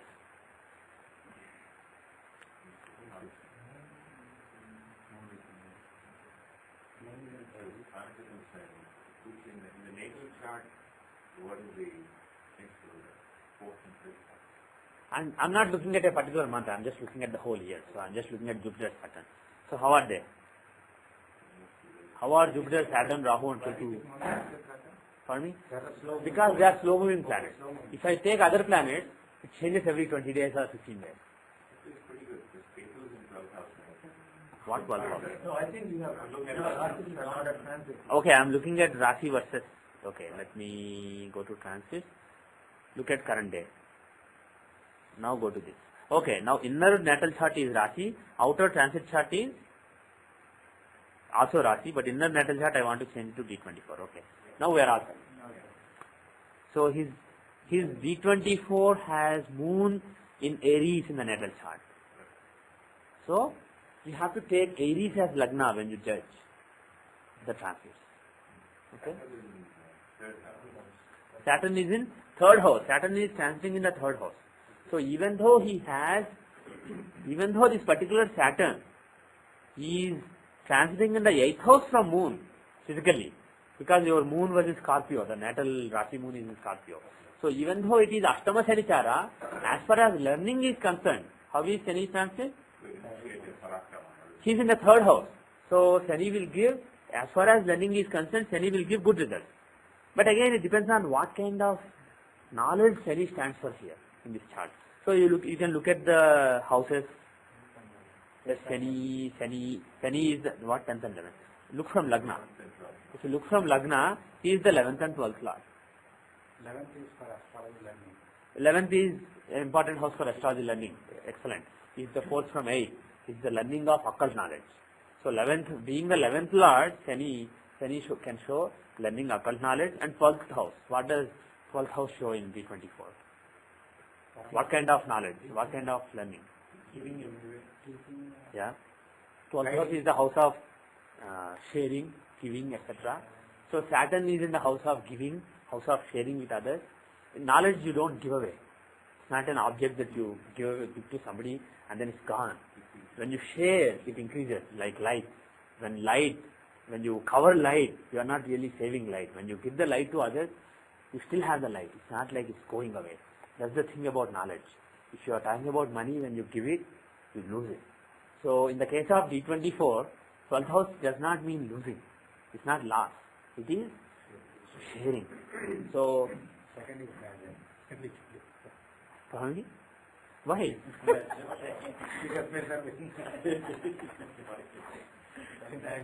Yeah. In 2 more minutes. The kid is asking when can I go. So, Saturn is an important planet as far as astrology learning and sharing with other people is concerned, and he is well placed. So that aspect is taken care of. That aspect is good. And if you look at Rahu Ketu, they were transiting on the Lagna until now. Rahu was transiting in first house. Right? You see Rahu here, but if you see a few days back, he was in Aries. Right? So Rahu was transiting over your Janma Rashi, as far as Siddhanta is concerned. So there is some blockage of Rahu. Rahu shows the wheel of ignorance. He's the wheel of asatya. He's basically the wheel from reaching the truth. And because Rahu is transiting over moon, basically you will feel confused. Rahu causes confusion. So there is... Yeah, he's traveling backwards. He was in Aries and now he's in Pisces. He's going to stay here for a while. So, this particular transit was not very auspicious. Rahu transit.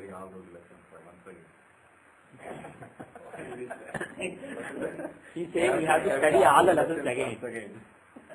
Because we studied them when Rahu was on your Janma Rashi. Yeah. So basically that shows some confusion. If the same Rahu is afflicting moon, the Janma Rashi, reckoned as per Dashamsa, it may be some confusion relating to mind at workplace, not relating to learning, but relating to profession. Some confusion, some inner turmoil, etc. So in learning, Shani is very conducive. You're saying the transit from Aries to Pisces is what is causing it? No. Transit in Aries was bad. While he was in Aries, he was bad for learning. Because he lowered the... Because there is a confusion in learning.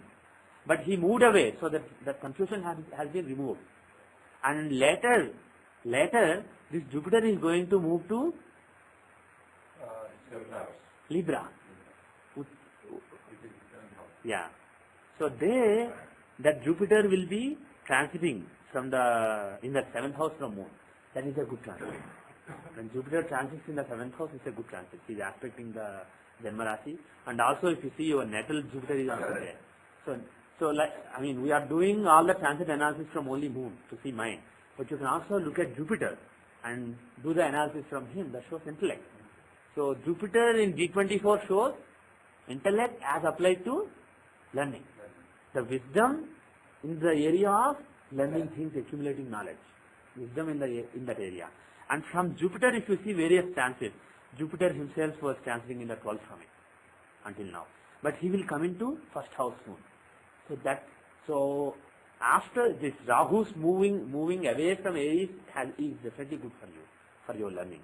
But when Jupiter also comes into Tula, during that 1 year you will learn much better. There will be that your wisdom, which is being blocked, will really blossom. And you will be able to learn things without any confusion. So until September 27, you will be asking a lot of questions, same questions again. But after September 27, you will start learning much better. In regular natal level, we have seen that way. We? 2007 or 5. 2005. Okay, here based on this, after September 27, around 1 year, is a good period for removing all the blockages and wisdom basically blossoming and applying to the area of knowledge very well. Okay, with that, I will end on that good note. I will end the class. By the way, from this point of view, around the transit time during September, if you pray to Dakshinamurti, for Jupiter in Venus sign, Dakshinamurti is the god. If you pray to him, it will be auspicious. Okay, I'll end for today. Om Shanti Shanti Shanti. Yeah. Not related to the astrology, but when you read the Meda Suktam, what are you... Which Suktam? Meda. Yeah. What are you strengthening? For me? Medha? I would guess Medha.